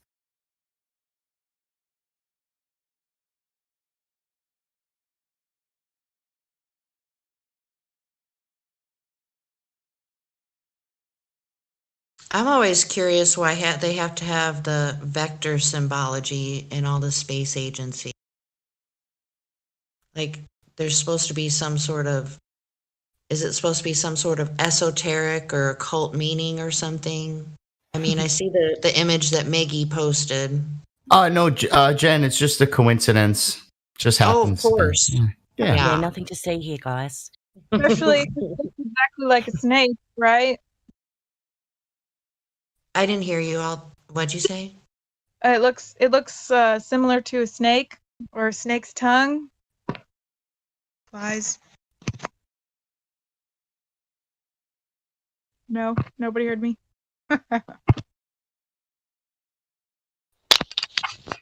Could you just repeat yourself? Sorry. But I love her voice. Let us talk. Let her talk. Sorry? Yeah. She was asking me. Yeah, Becky, you're great. I was just saying, can you guys hear me okay? Yeah, now we can, yeah. I was just saying the picture that Mickey posted, it looks like a snake's tongue. And the lies, what are we told? Lied to Eve, a snake. A lot of people. Yes, that forked tongue. Snake time? Snake time. What is that? Like the serpent. Serpent A tongue. snake. Do you know what a snake is, sir? No. Okay, a serpent or a viper. Tell me, please tell me. A snake or a viper that wiggles around on the ground, an animal that, and then pokes its tongue out and it's got a forked tongue. Well, even the NASA logo looks like a forked tongue, a snake's forked tongue. There you go. There's a snake in live stream voice text, a scary snake with a terrible forked tongue. It's actually kind of cute. Because we only have snakes in Iceland. Oh, thank goodness for that.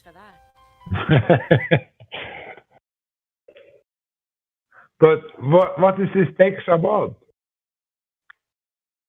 I think it's symbolism. We're getting to the symbolism now that they use when they hide things in plain sight. And it's funny, the article I shared, it says, water spotted, hiding in broad daylight on the moon. It's all about that symbolism. I think, what do they call it when these people get the duper's delight, that are fooling these people at the top, that are actually pushing this colossal lie, this propaganda. They like to put things in plain sight to get the delight from fooling the nations. They tell you that you're going to go to the moon and you're going to go to Mars. But in movies, they'll tell you the truth sometimes, like this movie right here called The Island. It's got Scarlett Johansson, I think her name is, and Ewan McGregor. They aren't going to another planet with their ticket that they won. They're going to their death. And I don't mean to ruin the movie, but I mean, it's if anybody thinks they're going to Mars, you got another thing coming. They'll replace you, and they'll put a movie out to your family saying, look, she's on Mars, look. And then really it's just an AI bot thing that took over for your daughter and she's just gone now. That's creepy. Where it's headed. I was told told they're going to get rid of people. Yeah, I was told by some friendly globers that there will be tickets available, I think, to Mars in a couple of years. We'll be able to go up there. And I'm like, okay. So one of them said, yeah, he wants to take a flat earther. Will you go? And as a joke, I said, yeah, but Christy's exactly right. I'm not going anywhere to be drugged and God knows what happened to me. There's just no way. Yeah, Elon Musk posted an article. Elon Musk is going to make their own laws. SpaceX will make its own laws on Mars. Oh. That was just 3 days old. Does anybody know which is this? This star's been out for the last month, I think. It's gorgeous. It's very bright, and it's like an orangey color. Has anybody noticed this star? It comes out quite early in the evening. I thought that was Mars. Yeah, that's that what I was going to Mars? say. Yeah. It's so beautiful. I've been seeing it out my window every night. It's this gorgeous orangey color. And last night I saw the moon come out with it alongside it. Then I woke up later in the night and it had moved and the moon had moved with it and it was over the other side of the house. It's just gorgeous. So that's what they're saying they can land on. Both of those things, actually, they're saying that they can land on. Yeah, but they're like millions of light years away or something. It's so crazy, isn't it? The stories they tell us. Yeah. I think it's really weird that they've told us that some of these stars could actually be dead, but since the light is still traveling so far, you know, we can still see their light, but it's actually dead. I'm like, what? That makes no sense whatsoever.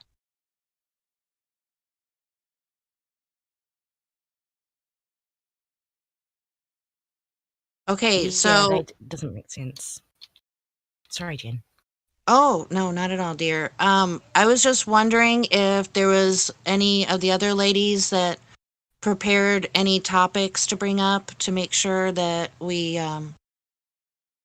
give the floor to them for all of us to talk about it. I think Circle is deafened right now, so she won't be able to hear, but I think possibly Leluka, she might have, I thought maybe she said she had something. Maybe not. No pressure.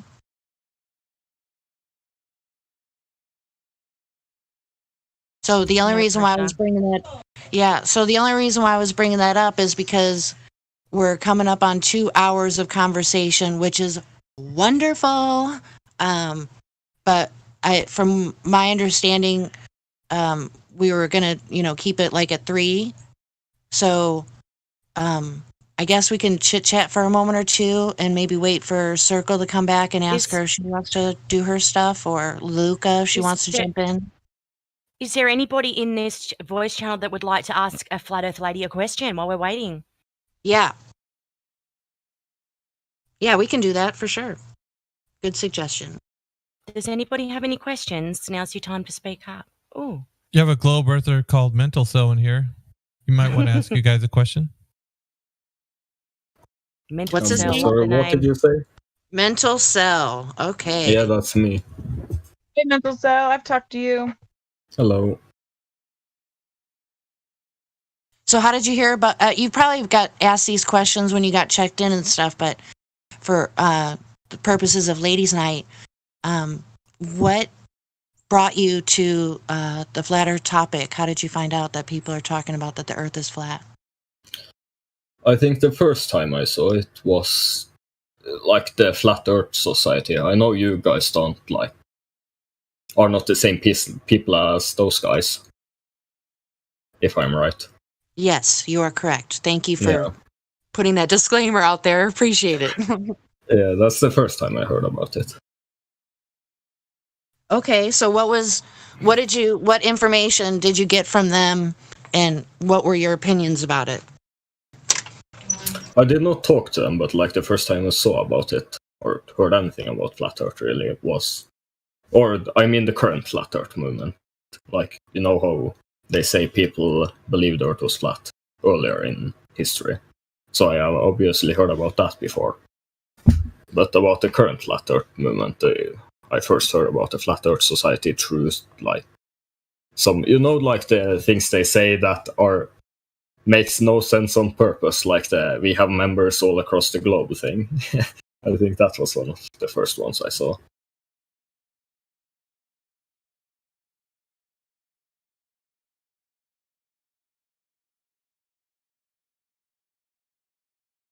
I think it's really important too, as a group, that I know a lot of people will disagree with me right now, but I don't like to feed into this division, this us and them. So if there is any way that I can have a cool and calm and collected conversation with a Glober, then I would prefer that than to get into a shouting match and, slinging insults and things like that, because no one ever gets anywhere. When you get that heated, people get very defensive, so they're not open to hear what you have to say anyway. You know what I think? Sorry, I'm Yeah, I don't know what's happening with my sneezing, but I think that people need to realize none of us wanted to be a flat earther. I can assure everybody in here that nobody wanted to be a flat earther. We started out trying to disprove it, but then we're about the truth. And that's what's important to us. And at some point, we had to embrace the fact that we were just going to be weirdos and that it was going to be an uphill stream trying to, explain. The guys normally can explain it a little bit better. I think we're coming from a different aspect where you don't have to, have a scientific background or be scientific about it, because I think that's what they do is they try to intimidate you because you don't know anything. What observations have you done? You know what I'm saying? It's just, it's intimidating, and it's not like we wanted to yay, let's be flat earthers.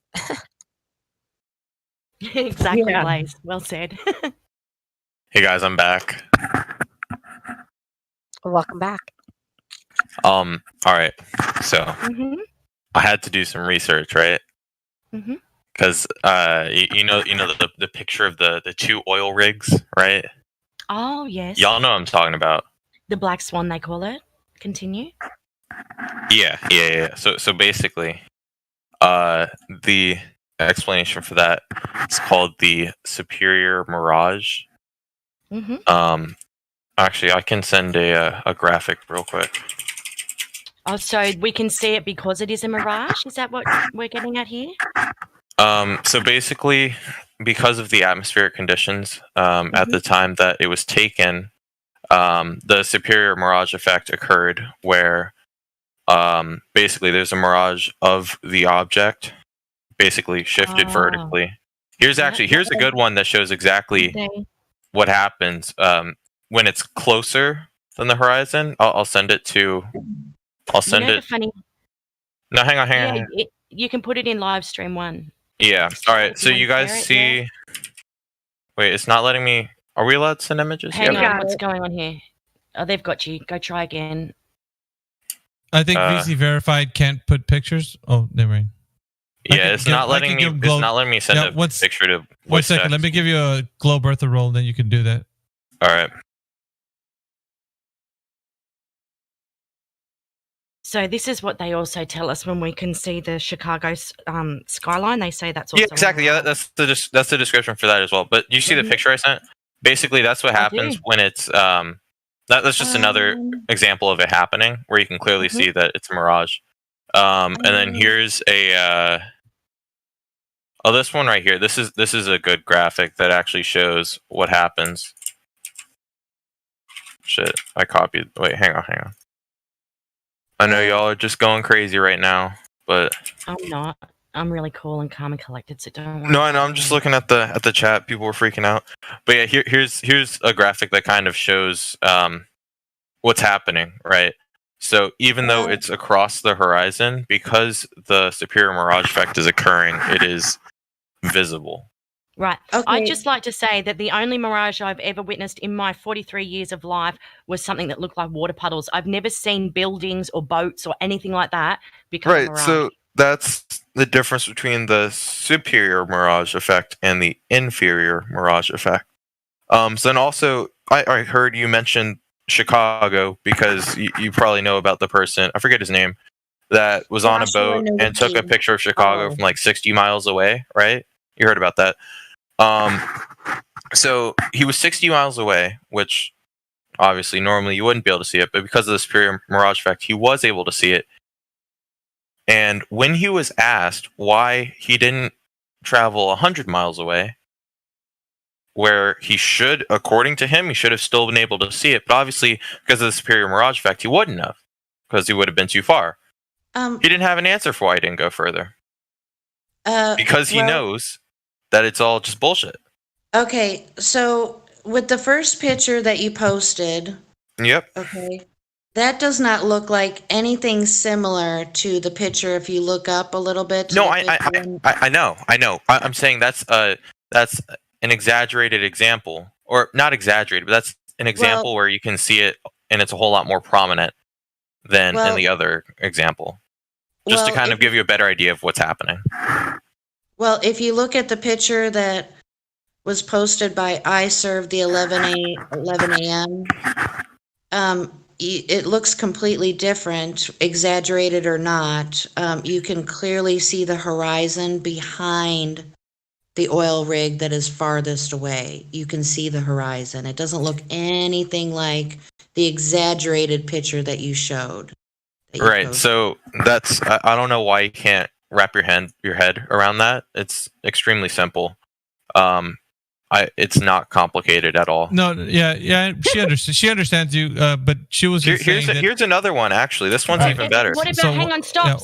What about looking? Who muted him when we're trying to talk to him? No, that's fine. I would have That muted is him so too. frustrating. I know, but I would have muted him too because he kept cutting people off. But yeah, I don't know who muted him, but I was gonna do it too. That's okay. We can unmute him. Yeah. Just please hold on 1 second before you do unmute him. I just wanted him to please comment. be respectful. I was just gonna tell him. I was just gonna tell him, please be respectful, and if you ask a question, wait till. Look, he's full of a room of he's flat earthers. finished I'm sure we responding can you. handle it. Is he allowed to speak yet? I just like him to comment on Sunny's picture of an actual Superior Mirage where you can see the mirror of the vessel. Can you see the difference of that picture than the ones that you're showing us? I do. Okay, so the ones that you're showing us are really, especially that boat one. That looks. I can't even. Where did you get You're saying from? you're saying those are not real? I'm not saying they're not real. I'm just asking where you got that one from. The one with the boat that looks like it's up Oh, this is in the actually air. from an EDU site. Hunterphysics.phy hyphen. Huh? Yeah, it's an educational site. See, that's what we've been trying to say this whole program, that there's a propaganda program going on and we've all been indoctrinated into the heliocentric model. So you're actually sharing indoctrination materials here.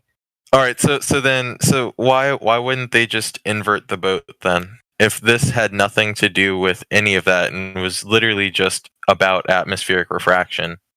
You've brought up the black swan. Let's go back to that instead of. Oh, so you don't have an answer then? You don't have an answer then? I mean, well, come on, that's an easy question.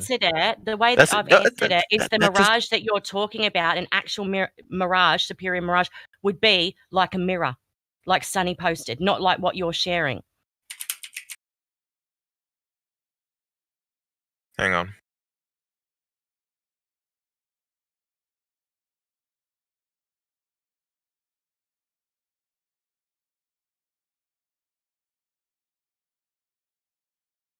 All right, so still, you didn't answer my question. So you think this is a fake picture? No, I didn't say that. I asked where you got it from. You told me where you got it from, and I said that I don't really think we should use something like that off a propaganda website, an indoctrination website. I know you think it's funny, and I guess that's what people's first reaction is to this, because it sounds ludicrous that I'm saying this, but I'm being very serious. All right, so then what would you consider to be reputable? Something that was taken just by an average citizen, not off an EDU website. Okay, so then how about this one? Still not inverted. You have to actually go to that website. I can also send the image, but they have a good explanation as well. But here's the actual image. You can see it's not inverted.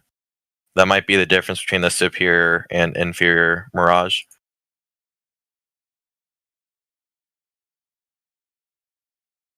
It's a tiny picture. Let me open the original. So I mean, I don't know. I'm just telling you, like, you have to have a better argument. If I can make a quick cheap comment, because I don't like this guy's tone. You can't have a superior mirage or any mirroring over a convex surface. The end. Have a good night, ladies. Oh. What kind of argument is that? Oh, I think he's referring to something that's called specular reflection. What? Okay, I'm not an expert on this topic, so you'll have to forgive me, but basically what he's saying, you can't have a reflection on a curved surface. it has to be a flat surface in order to see. Wait, but I thought you guys were saying that these mirages weren't possible. So now you're saying they are possible. But Well, no, only he's possible. he never said that. What we showed you was what Sunny uploaded, which was one of those superior mirages where you can actually see it taking place like a mirror effect. And the ones that you're sharing are not like that at all. But I don't know what this one's supposed to prove anyway, your latest pick. Or that just looks like there's atmosphere in the air. That doesn't even look like, I don't know what you're trying to prove with that, to be honest. I mean, especially look to the right of the boat. You can clearly see that it's a mirage. Yeah. How can you say it's a mirage? All I can see is it's not on the surface of the water. Yeah, it is. Why isn't it? Can't you see the water underneath it and all that salt and atmosphere in the air? I don't understand what you're getting at here. Is that a boat? Looks like a UFO or something. I don't know. Bro, that is not a UFO. That is a boat. Okay, so if you look at the link that you posted, the problem that we're having is that a Fata Morgana, or also known as the superior mirage, the thing is they talk about in the definition, object can make things appear bigger, closer, or suspended in air. All that's all well and fun. But here's the problem. The horizon, these things are happening relative to the horizon. It says nothing about making the horizon bigger, closer, suspended in air above. This has nothing to do with the horizon. Well, it actually does. So then you're missing the whole point of the Black Swan argument. You're focusing on these floating boats, but the problem with the Black Swan is the horizon is appearing pretty much like 10 times further than what the globe metrics predicted to be. So you're Do you know who took that picture by chance? Yeah, it was BMLSB on YouTube, and you could watch. And do you know that he didn't doctor that image? Yeah, you can watch the original footage, and he's gone back to the location, and he's done multiple videos of that, and he's gotten a similar result in those videos. I'm surprised you haven't seen them if you're so interested in the Black Swan. Yeah, just because I've literally found so much evidence against. Well, you literally haven't presented any, so I guess if you, I've told you. Well, I just told you mirage effect, and I just told you why Chicago that thing. He couldn't explain why he was only 60 miles away. Okay. Guys, did you see what Morvis just shared in live stream? Have a look at that picture. Morvis has just posted it, and he's put a line across where the supposed mirage is, and you can literally see it mirroring again. And it would be mirroring on the surface of the water. It needs a surface to mirror on. May I just say to Kingsby, or however you're wanting to pronounce your name, sorry if I didn't do it right. I want to make something particularly clear for you. I don't know how long you've been here, but the purpose of this server is not to convince you of anything. And so we're here to have a conversation, and we don't want to challenge your beliefs. If you want to believe that we are on a spinning water ball shooting through infinite space, then that's on you. But there's no need for you to come in here and being elevated with the way you're presenting your information and sort of being argumentative. It doesn't get anywhere. So, I mean, it's up to you if you want to reject the information that we give. But I just want to ask you if you could please, for the sake of conversation and to come to, we're not here to argue to win. We're here to discuss, to make progress. So if that's not something you're able to do at this point, then, maybe we can move on to someone else. Who is willing to have a conversation. But hang on one second. I have something really cool. Hang on. Okay. Did he acknowledge? Hey, Lulu. Did he acknowledge that you told him that, Jenny? Just want to know. Hey, you guys don't see something really cool? He completely ignored it. That's why I muted him earlier. I think we're so done we could here. explain this to him. I definitely think we are too. Oh wow, you're deleting that evidence. Excuse me, sir. I think you could be a little bit more calm in your demeanor and how you're speaking. And if you feel like you can't, then maybe this isn't the best place for you to be.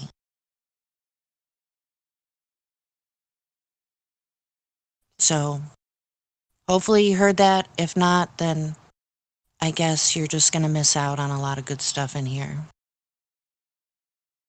So, with that being said, do any of the ladies want to pick another Glober in the audience, one who can actually make a better attempt at having a productive conversation?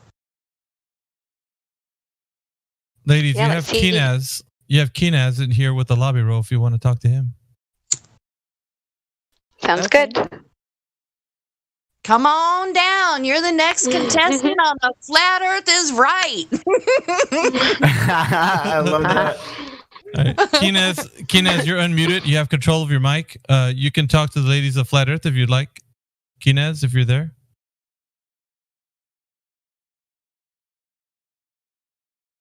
Are you Okay. there? If you don't respond, I'll have to put you on mute, buddy, because in case you're a troll or something. Kinaz, are you there?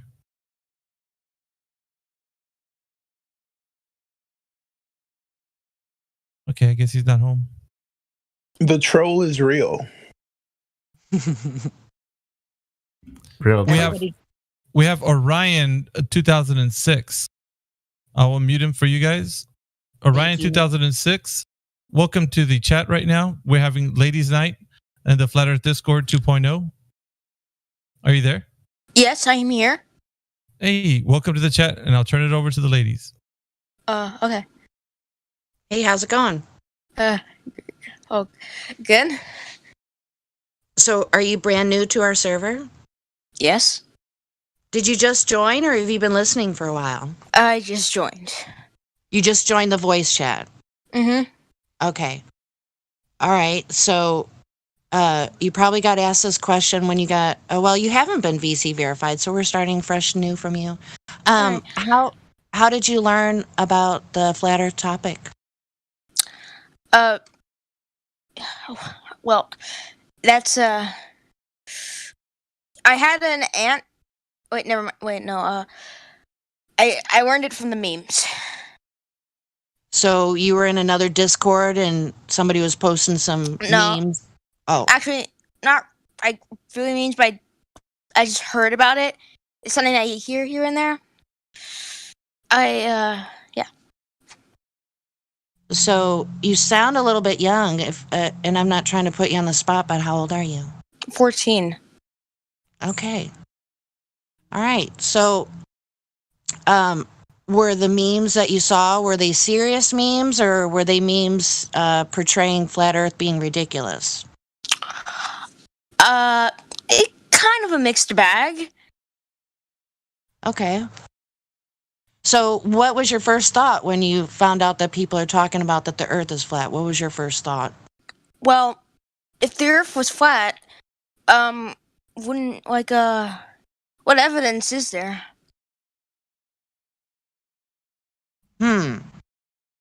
Well, I guess.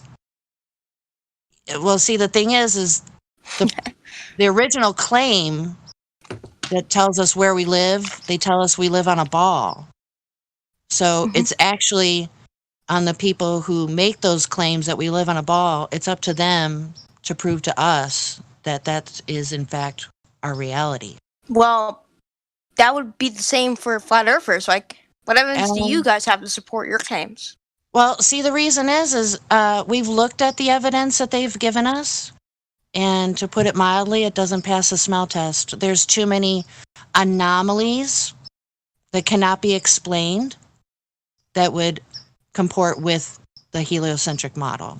There's too many things that do not work. So that's how people are talking about the Earth is flat, because it's not a globe. All right, then how has people such as Amelia Earhart been able to travel around it multiple times. Oh, so you're talking about circumnavigation around a globe. Yeah, I suppose. Well, you might find it curious. There's a couple of different things to say about that. One of them would be you might find this very curious that there's never been any north to south circumnavigation. There's only been east to west. Or I'm probably saying it backwards, but Listen, I just want to say this right here, all right? So far, we're trying to avoid the fact that there's a lack of evidence to support the claims that the Earth is flat, because if you ask me, it seems that you're trying to indirectly tell me that you have no support to your claims. no, that's not at all what I was saying. Well, may I ask any physical evidence that the Earth is flat, other than the Earth itself? Well, there are numerous people all over the earth that are doing measurements, observations, and it turns out that a lot of people are seeing too far. They're seeing things that they should not be seeing, that should be hidden by the curvature of the earth. Like what? Well, one of the more famous ones would be Canagoo. Let me see, open up something here for you. The guys might be beating me to it in the text chat, but let me see what I can find. You don't have to look it up. I'm just saying. What about astronauts? Well, hold on. They Wait a minute. We were talking about one particular thing here. So why don't we discuss that before we move on? How does that sound? All right. That sounds fair to me. Okay, so we're talking about seeing too far. Mm-hmm. It could just be really big. That's something. Oh, okay. Well, again, we're on one topic, but if it's too big, then how is it that we can see ships going over the horizon? Because they're big ships.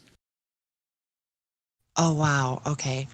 All right. Any of you other ladies want to jump in? Because I don't want to dominate the whole conversation. Because Orion, where'd you get your name from? I got it for my birthday. No, Orion 2006. No, I got the year from the time I was born. No, oh, that's cute. No, Orion. Where did that come from? That's my middle name. All right, and then I did 2006 because that's the year I was born.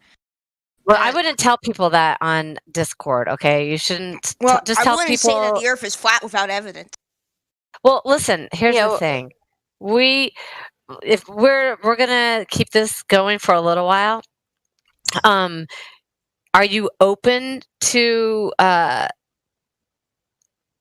evidence? Are you open to something new than what you've been taught? Because we're still trying to find the I've been curvature. waiting this entire chat. I've been waiting this entire time. For Well, actual listen. evidence. Hey, little smarty pants. Whoa. If you could show us the curvature, we will shut down this flat Earth server. Okay. So you need to prove to us the curvature, and the people that you believe are the ones that gave us the math. So you should be able to do it.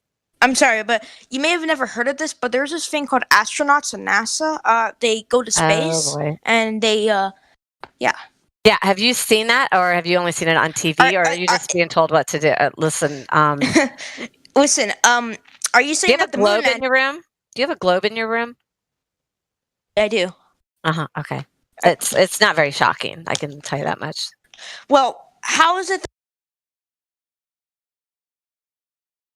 Oh, sorry for your luck there, buddy. I was going to say, I did. I muted him.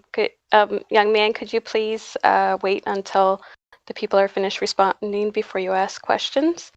Or you'll remain server muted.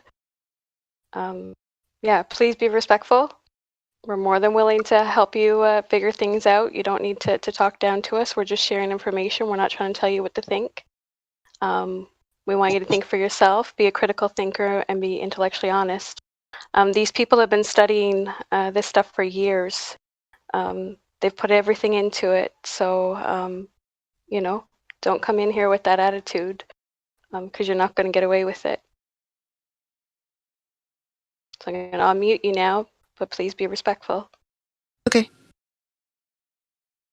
Maybe we could take a different angle with this one. Okay, so about the curvature of the Earth, by the radius of the Earth that they give us, it's supposed to be 8 inches per mile squared. And so a lot of people have been asking the question, how did they come up with the radius? How did they measure that?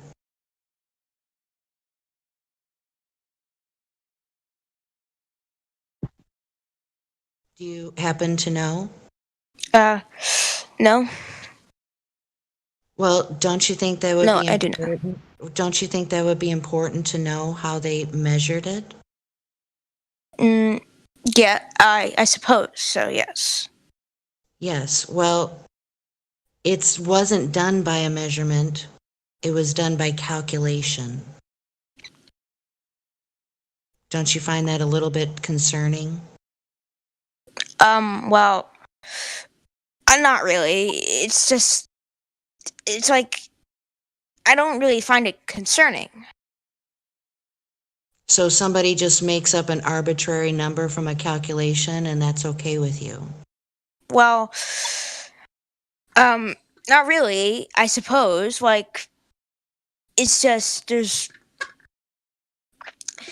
like, what would scientifically change if the discovery of the Earth being flat was true? Well, can we go back to what I was asking you? Yeah. So what they tell us about how big the Earth is, it was not done by a measurement. It was done by a calculation. So by math, we've been handed our reality. That's what's happening. Well, it's a common thing, but it's more common in the practice of politics from what I've noticed. Common? What's a common thing? What is that thing that's supposed to be common? What can you elaborate? Being lied to and fed misinformation. Like our current president has done these sorts of violations of basic human rights to knowledge. That's a whole nother talk show. Oh my gosh. That's a whole nother talk show. But I'm saying there's one thing in common. I find it's misinformation, it really and you're saying. I find it very interesting that I ask you a very serious and very pertinent question, and then you divert to politics. Well, to me, to me, that makes it seem like you're grasping at straws and you don't have an answer. And that is okay. It's okay if you don't know any answers, because you're not alone with that. That's happening to everybody. I understand there are flat earthers all around the world.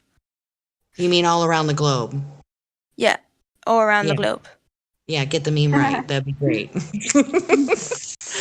But in all seriousness, this idea that they tell us how big the radius is, and then by spherical geometry, we can calculate that it's 8 inches per mile squared.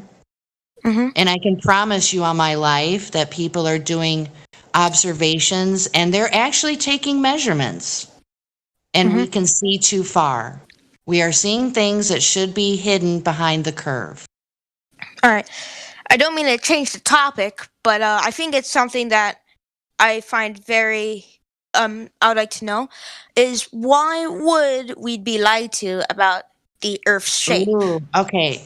So it's interesting that you go right into that, because, I mean, for you to ask that question, then there's something going on within your thought process that is conflicting for you.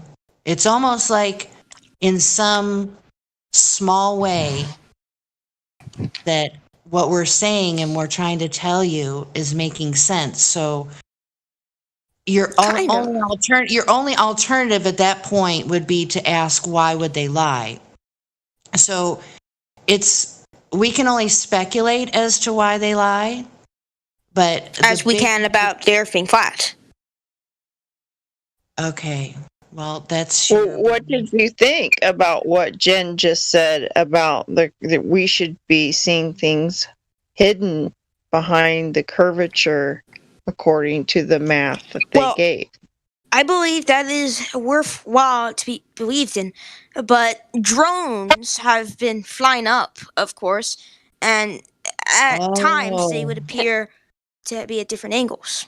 Okay, something else that you might find interesting, and you're totally new to this whole topic, so I don't expect you to know this, but there's someone who has done well over more than a dozen high altitude balloon flights. Mm-hmm.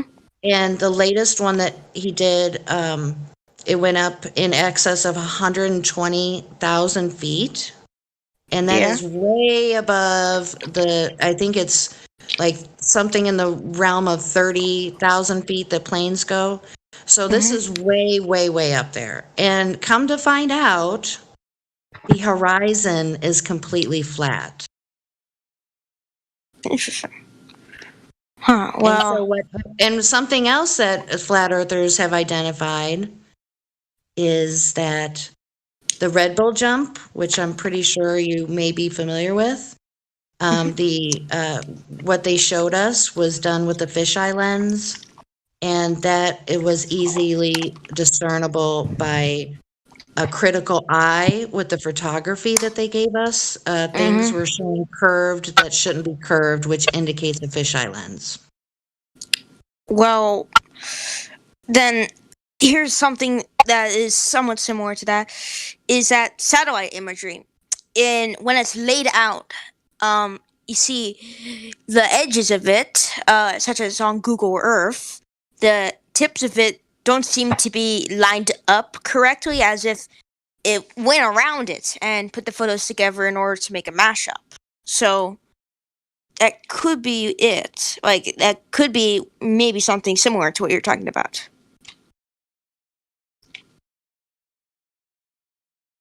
Okay, one of you other girls can go. I don't want to dominate the whole thing here. I think what he's alluding to is Mr. Blue Marble. Who's that? Hey, I want to say that it's super cool that you're here. First. Yeah, I don't exactly know what you're doing, but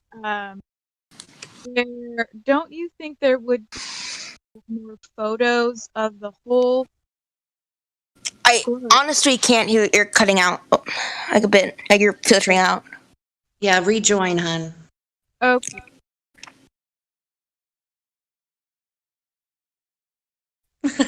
Morvis. It is great that you're here, for sure. Absolutely, because it began for us way earlier than 14. And that's what they're indoctrinating you with the information that they want you to have. And so for us, okay, say the Earth, we don't know what shape the Earth is. We're stating that it's not a spinning ball flying out there aimlessly. And that's what we're doing. How do they calculate things? With math that man created. So you're in a good place. You're asking questions, and you should be doing that for your teachers as well. Don't worry, I always have been. In fact, I've done that to politicians. In fact, I have messed with them intentionally. Since I'm a kid, I can get away with many things, and I use that to my advantage. So that is how I'm able to get these answers. Well, that's authentic, but you're going to grow up someday, and you got to get a different shtick because that's not going to work. I can become a lawyer, and then I can get away with lies again. Well, then you're going to be despised too. I mean, you have to be authentic and nice. You're either a truth seeker or you're not. You're just going to chirp the information that you've been taught, or you're going to break away from that, and you're going to be a critical thinker, questioning authentically, not just to debate for the debate of it. In the 1770s, during the American Revolution, St. Michael's in Maryland put up lights in the trees to distract the British. Now, this is a folk's tale, but when I did the research myself into documents, it said that it was in fact in the day, and so that none of this happened. So yes, I am a truth seeker, but I do believe that there is a point between where it's obvious and, well, just not really, and not really clear. And If I could jump in here, just really quick, because I want to give it to one of you ladies to pose this question. Seems like what you're saying is you know how to spot contradictions. Is that right? I honestly do not know the definition of contradictions. Meaning conflicting information with what you've been told. Like, so for instance, they use these lights, right? However, oh, it's the daytime. That's obviously ridiculous, right? Contradiction? Yeah, like, I know that. Okay, that being said, would one of you ladies like to speak to him about the black swan? I mean, not the black swan, the Selenilian eclipse, which is another black swan, by the way. That wouldn't be me. This has got to be entertaining.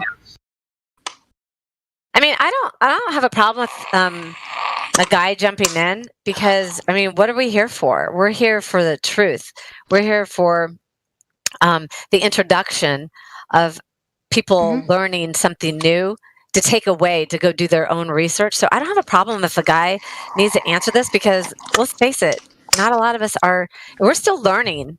We're still learning. It just didn't take us a lot of time. Go ahead. Can I jump? Can I jump in for a second, really quick? Sure. I was just going to say, I actually posted a link out in the voice text for everyone for you. You know, we have hundreds of observations that you can have a look at. Tons of practical observations in real life. You know, not speculation. It's actually, you know, stuff that's testable and observable. So you can have a look at that link, and yeah, take all the information that we present to you and you know, weigh it. Look at it. Do some tests yourself. There's tests that that you can do. Check these things out, and we really encourage that because we want you to figure these things out for yourself. All right. Well, if you guys liked, I could take him to evidence. Yeah. If you guys like to, I could take him to the 3 points and then maybe turn it over to you guys. Or if well, not, Miggy, I'll just kick back. I do think. No, I was going to say I do. I don't know the other ladies. I do think it's a good idea to do, because then we can get a good feel for it ourselves, and maybe next time we can have a go at it. What do you guys think? But prior to that, I would. Okay, let me just explain it really fast. I can explain it real quick, and then you can correct me, Elijah. Yes, please. If I get it wrong. You're talking about the Selenilian eclipse, right? That's correct. Well, basically, from my understanding, Selenilian eclipse happens when you see the moon and the sun at the same time above the horizon. And eclipses basically happen when, or at least a lunar eclipse is supposed to happen when the Earth is in the middle of the moon and the sun. So you shouldn't be able to see the sun and the moon above the horizon at the same time. That's a phenomenon I guess they can't explain. All right, I have a question. Before I go on, did I get that right, Elijah, or do you want to chime in with anything else? Yes, that was beautiful. So real quick, before Flat Earth resurgence in 2014, 2015, whenever it was, you can just Google impossible eclipse or Selenilian eclipse, and you can see the news. They characterize it as the impossible eclipse because it's geometrically impossible. Like she just explained, it's supposed to be in a line where the Earth is blocking a bit of the light, causing the eclipse on the moon. The other problem is the fact that the shadow that's supposed to be caused by the thing that you're standing on is actually coming from the top instead of the bottom. No one ever has tried to explain this. So that would be a contradiction. Hey, Have a good one with that one. All right. It was really good. I'd like to add another contradiction. Have you guys been taught about gases and how gases make scenery? Oh, I was baptism. It's basically insurance to go to heaven. Am I coming in okay, or am I still choppy? Did you say gases? Gases. I said gases. Yes. Oh, I thought you said baptisms.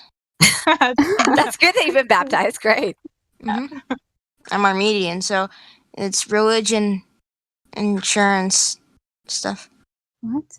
Well, I asked exactly about the gases, and do you know that gases need a container? So, do you understand What about that? plasma? Is that a gas? It's a hot gas. Are you Can going I to interrupt just for a second? Can I just Yeah, give go you ahead. a I'm sorry. reminder? I was just going to say, I just want to give Orion a reminder about like trying to wait. Don't what is it called? Gosh gallop or gallop gosh. Gish galloping. Gish galloping. That's what it is. Yeah. Don't keep coming at us with questions. Wait for people to explain if possible. Yeah. All right. Yeah. Yeah, we want to discuss it completely to its logical conclusion. That's what we want to do. So, Also wanted to point something out for the FE guys in here. Miri and I were invited to be guests on the Ladies' Night show tonight. Tonight. So the FE guys in here that wanted to chime in, just for the show, we have to just kind of, let the ladies give us the opportunity to speak. So me and Miri were kind of invited here. So it sounds like we're having, all guys also, but yeah, just to kind of clear the air. So anyway. yeah, and go ahead. it's a new thing. It's a new thing we're implementing. And what we hope to do maybe in the future is do nominations and vote for different guys to come in on different weeks. So it was kind of a last minute thing. We were throwing Mitty and Miggy in just for the, for the sake of functionality for the evening to go smoothly. So just stay tuned on more developments as they happen. All right.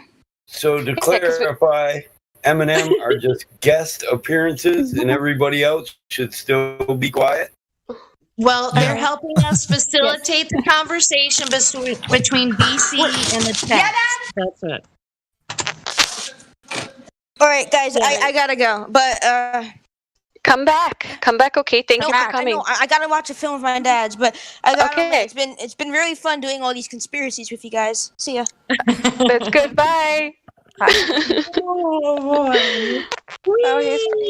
he's a character. He's a character. Priceless though. Yeah, that was fun. He was born my sophomore year in college, for Christ's sake. But you know what? I'm glad to whoever brought this up. I think it was Blaze. She said, mentioning that he was so young and being exposed to these types of things, because imagine where we would be now if we were 14 knowing all this stuff, and where we would be at our age. You know what I'm saying? So I'm actually kind of jealous with the younger ones that come in here and they're asking questions and they're finding about these things, because I would have given anything for that to happen to me. So I think it's really great. They come in there here and they ask a bunch of questions, and, we just have to remember that, they've been so indoctrinated and they haven't been taught how to critically think and ask questions and evaluate the information they've been given. And so I think that, it got a little hairy there for a little bit, but overall, I kind of think it went well. What do you girls think? Oh, I do too. I think it came back around in the end. Sometimes people just need to, you need to just remind them, how to respond, how to be patient. That it doesn't need to be, question after question or a debate or an argument or anything like that. That we're not trying to, they come in and they think they're going to one up us. And they think our intention is just to one up them, but it's it's more than that for us. Well, I think the one that we just talked to was way better than the prior. And Yes. he was not open-minded to have a discussion about new information. He just wanted to defend the globe. Right. Okay, ladies, you have a guy in here. His name is Red B. He's got VC verified if you want to talk to that guy. Red B, you're on live with Ladies Night tonight. If you're there, go ahead and chime in with a question that you have for them. I'm going to let you girls go this time. Hi. I'm gonna listen. Hi, I was kind of here for the ladies' night because my boyfriend is chemtrail. He's in here too actually, and he told me that it was ladies' night, so I thought I would join. Well, Welcome. hey. Hi, welcome. Thank you. Awesome. Glad to have you here. Yeah, I would like to join the conversation like whenever, I guess. Yeah. Did you have any questions or? No, I don't have any questions. I mean, like maybe I could answer questions if like Right on. someone else. Yeah. didn't Heck wanna yeah, talk. girl, just jump on sounds good. in. Sounds good. Sounds good. So- Yeah. I would assume you're a flat earther. Yes, yeah. I'll give you the Awesome. Lassies roll too, so you We're can. all flat earthers. We just don't know it yet. Some of us. Right? Oh, high five. Absolutely.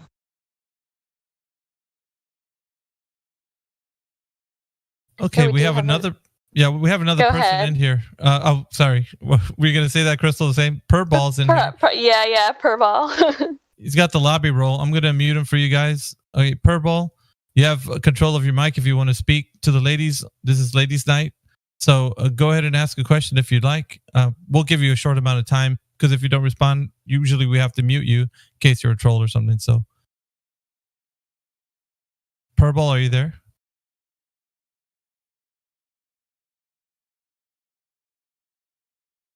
Come on down, Purrball. You're the next contestant on The Flat Earth is Right. Just trying to make a little light of the situation. Oh, well. All right. Well, I guess he's not there. Okay.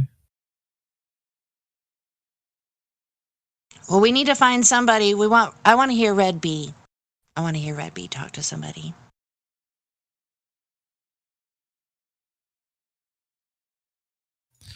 We do have a VC verified person in here. Alpha Trader Kaleem. Alpha Trader Kaleem. Oh, that's my friend. Oh, okay. Yeah, it's VC verified. It's in here. Okay. Yeah. I would love to. Yeah, maybe later on, if he's still around, we could get into a conversation with him. Well, But yeah. is he new to the topic, Mitty? I'm relatively new. I still have questions like how they get the footage for all these like phony spacewalks and like how do they? I'm of the belief that humanity was seeded by beings that are not from this plane.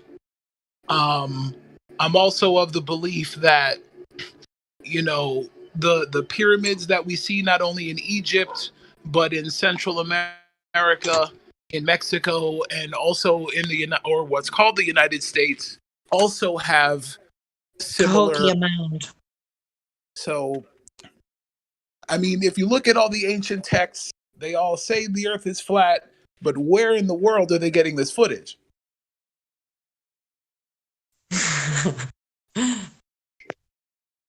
Which footage would you be talking about? Like from space or? Yeah, like that NASA Live channel. Like, I just recently read up on Operation Paperclip, so I'm aware that basically the Third Reich is responsible for the CIA, FBI, NASA, and NSA. Did they get this from where are they getting it from? Because it doesn't prove Hollywood. that the Earth is a globe either. Right. Well, even if they got caught faking it, that still doesn't prove really the shape of the Earth. I mean, the Earth could still be a globe, and space could still be real, and they could still be faking it. But when you start getting into the science behind space and what they say it is versus what we experience in reality, that's when the whole story falls apart.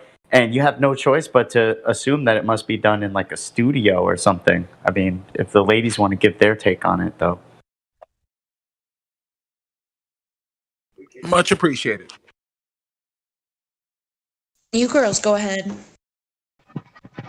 I just want to make a quick point too, is that when you're in an airplane and all of a sudden you go down very quickly, you have the sensation of weightlessness. And I don't remember the video or where I saw it, but there's supposedly a big plane that goes up, and for X amount of minutes. What? Oh, are you referring to what everybody calls the vomit comet? Not necessarily. I don't think. Okay, sorry. No, that's okay. And there's like X amount of minutes where they go down quickly, and you are able to see in this plane that they record, these supposed astronauts in training or whatever, that they're like floating around and stuff. So that could be, yeah, somebody posted in the chat that. Yeah, that is known as the vomit comet. It's also known as parabolic flights. So yeah. Okay. Thank you. Yeah, and to give my feedback on that, I think that at some point they were using that for some of their footage. They were actually, like filming in intervals on these parabolic flights, because you can only do it, for like 10-minute intervals, and then you have to, recalibrate the plane or whatever. I mean, it's not like a constant floating. So that's probably one way they used to do it back, like in the day. Nowadays, I mean, if you look at Stanley Kubrick and what he's developed for the Hollywood, industry, the entertainment industry, he developed a lot of the early technology, I think, that was utilized over the years, and I think some of it is still being used to this day. Green screens and CGI, all that kind of stuff. And then, of course, you look at the making of all these films, Gravity, any kind of space movie. So I think it's a similar production. I think NASA is basically a media PR agency. That's my take on it. Wow, I've never been put it like that before. A media PR agency. That's good, man. It was really good. I think that they can even do it underwater as well, was what a lot of pictures have the ISS as actually something in a pool. So the Neutral Buoyancy Lab.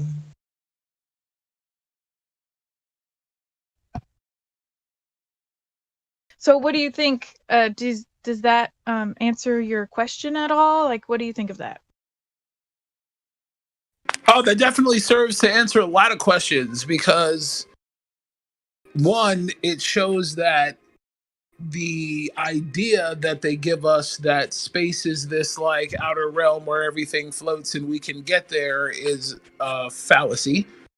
Secondly, it also shows that even though they're up there or claim to be up there, they still can't give you definitive proof of the shape of the Earth. Yes, awesome. Yeah, that's another good point, because I mean they claim that they have this International Space Station, which is like the live stream you're referring to. The thing is, they even say it's not even in space. It's, according to their numbers, it's in what's called low Earth orbit. So it's like in the upper atmosphere. And like, well, that's what they're claiming. But I have seen scientists and people like this director of a planetarium. He said that you wouldn't even see curvature from the height of the ISS. So to think that they're showing you these videos and you're seeing, all this curvature, well, like that wouldn't even be physically possible from that height. So it's just, when the more you dig into it, the more evidence you see of like green screen, CGI, they're hanging on wires, they're using video editing techniques. So, I mean, the more you look into it, I think a lot of the people that believe in it, they don't really take the time to look at it with that critical eye. That's a fact.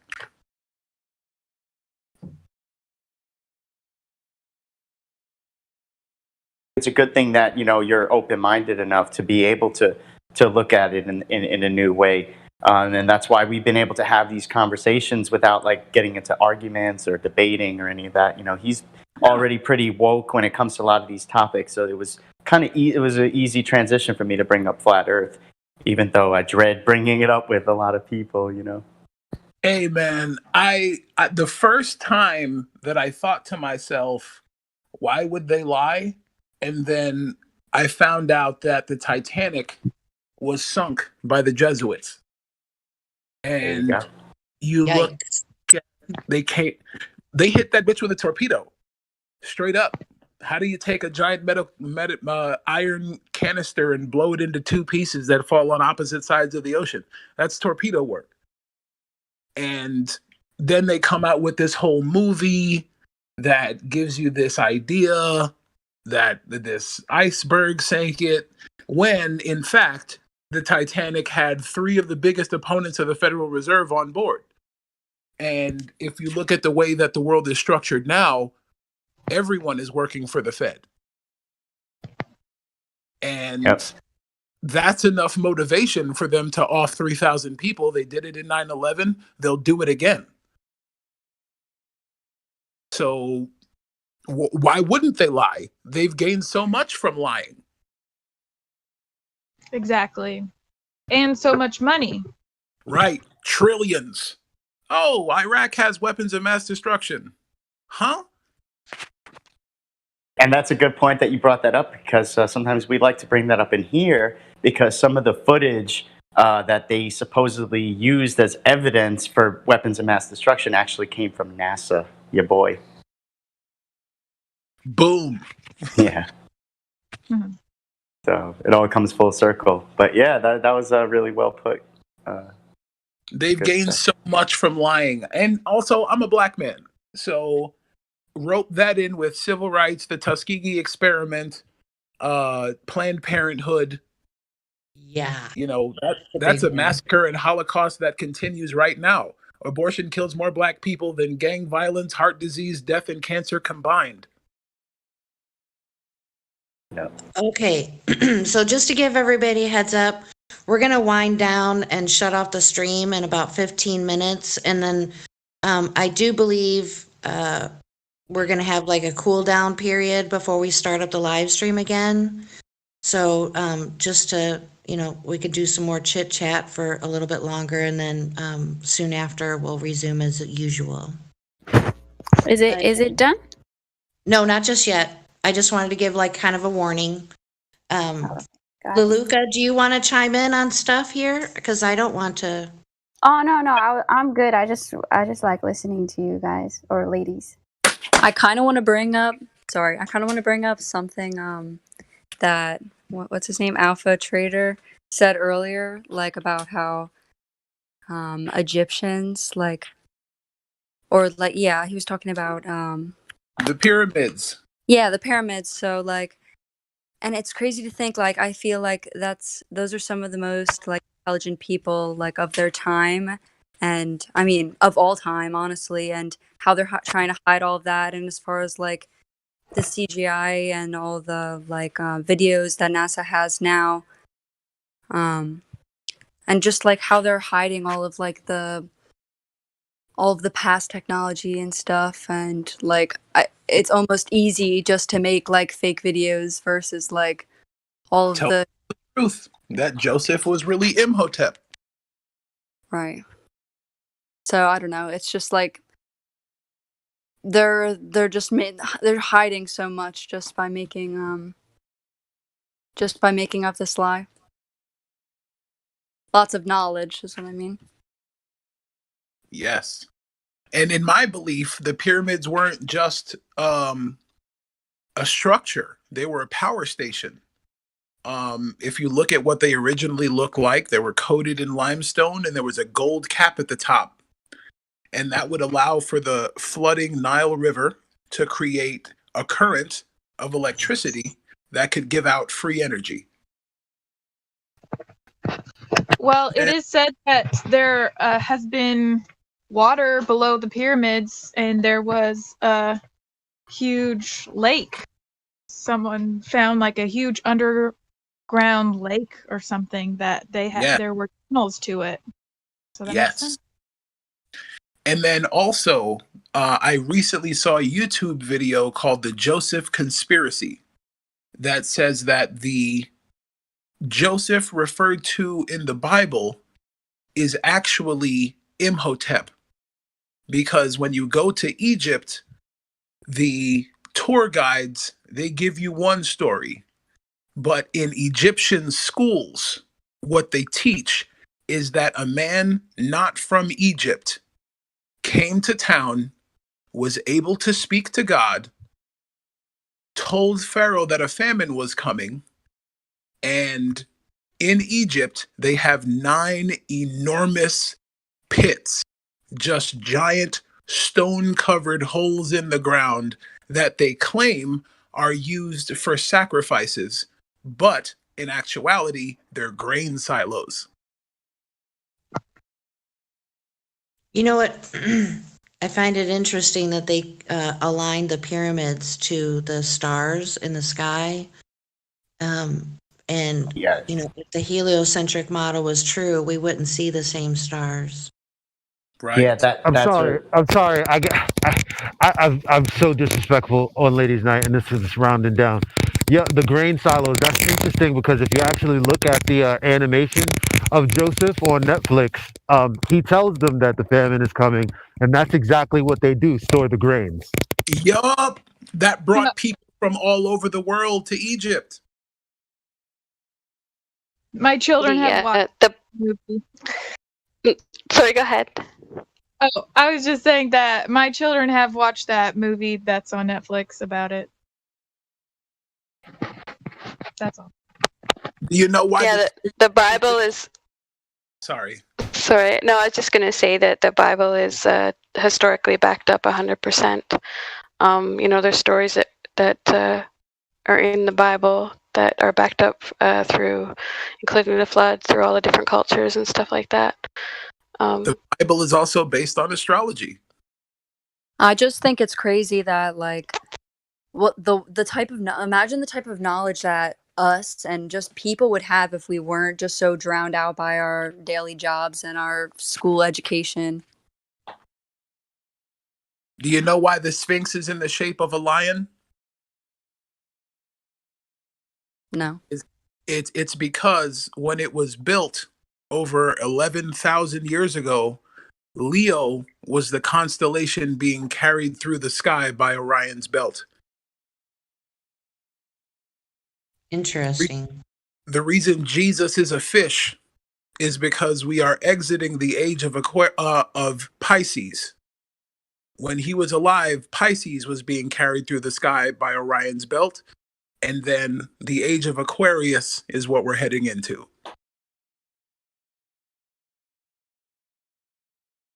Hence all the flooding. There's definitely something to think about. But to bring it back to what to Flat Earth and what Jen was saying about the alignment of the pyramids with the constellations, obviously that would only work on Flat Earth, as she mentioned. But also, I think like we were saying something about the energy that the pyramids were harnessing energy. Perhaps maybe that has something to do with it. The fact that it's aligned with the constellations, and might have something to do with the toroidal field of the Earth.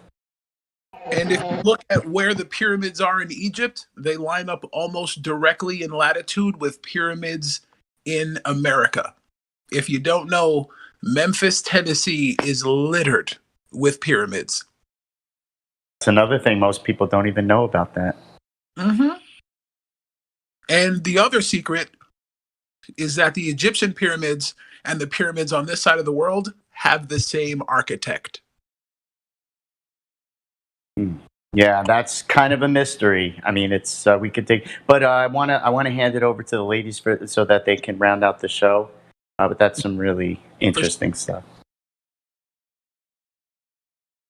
Yeah, we got I told Helio that we'd finish up at the top of the hour, so we got a few more minutes, but we can just have open chat until the stream goes away. I don't know if Helio is listening or not, but I don't see any reason why we couldn't conclude the evening unless there is a lady that would like to take up the last 5 minutes, or we could even extend it a few more minutes with their content, or if they, have a question for anybody or something like that.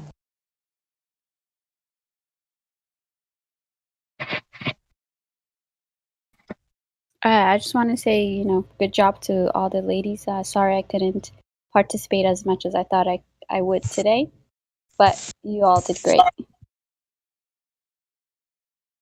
Thank you. Thanks for being here. Yeah, I want to say too, if nobody else is gonna do like content stuff, that I appreciate everyone too, and I thought it went really well tonight, and that I appreciate everyone's patience, because sometimes it's hard, especially for me, to like talk on the phone, because I use my phone and concentrate, and I can't like get my ideas across because I'm not very good at articulating my words. But anyway, I appreciated everyone and everyone's participation. So, well, we are a work in progress, so we all plan to work together, all the ladies, to collaborate our ideas on how things are going to go. So yeah, just want to put that disclaimer out there. But I mean, I think, we have some things we could develop a little bit more and make things even better. And that can only happen with everybody's participation. So I think I'm really, really happy with the ladies that contributed and the conversations. I mean, it got a little bit, a moment or two where it was tense, but we all worked through it. So I think it was good. Thank you, everybody that came to support us, and thank you, Mitty and Miggy, for being our gentleman liaisons for this week. Yes, thank you. You're welcome. Appreciate your help. You're welcome, and thank you for inviting us. That was a lot of fun. Hope we can Yeah. do it again sometime. Yep. All right. Well, I guess on behalf of all the ladies, we can conclude tonight, and till next week.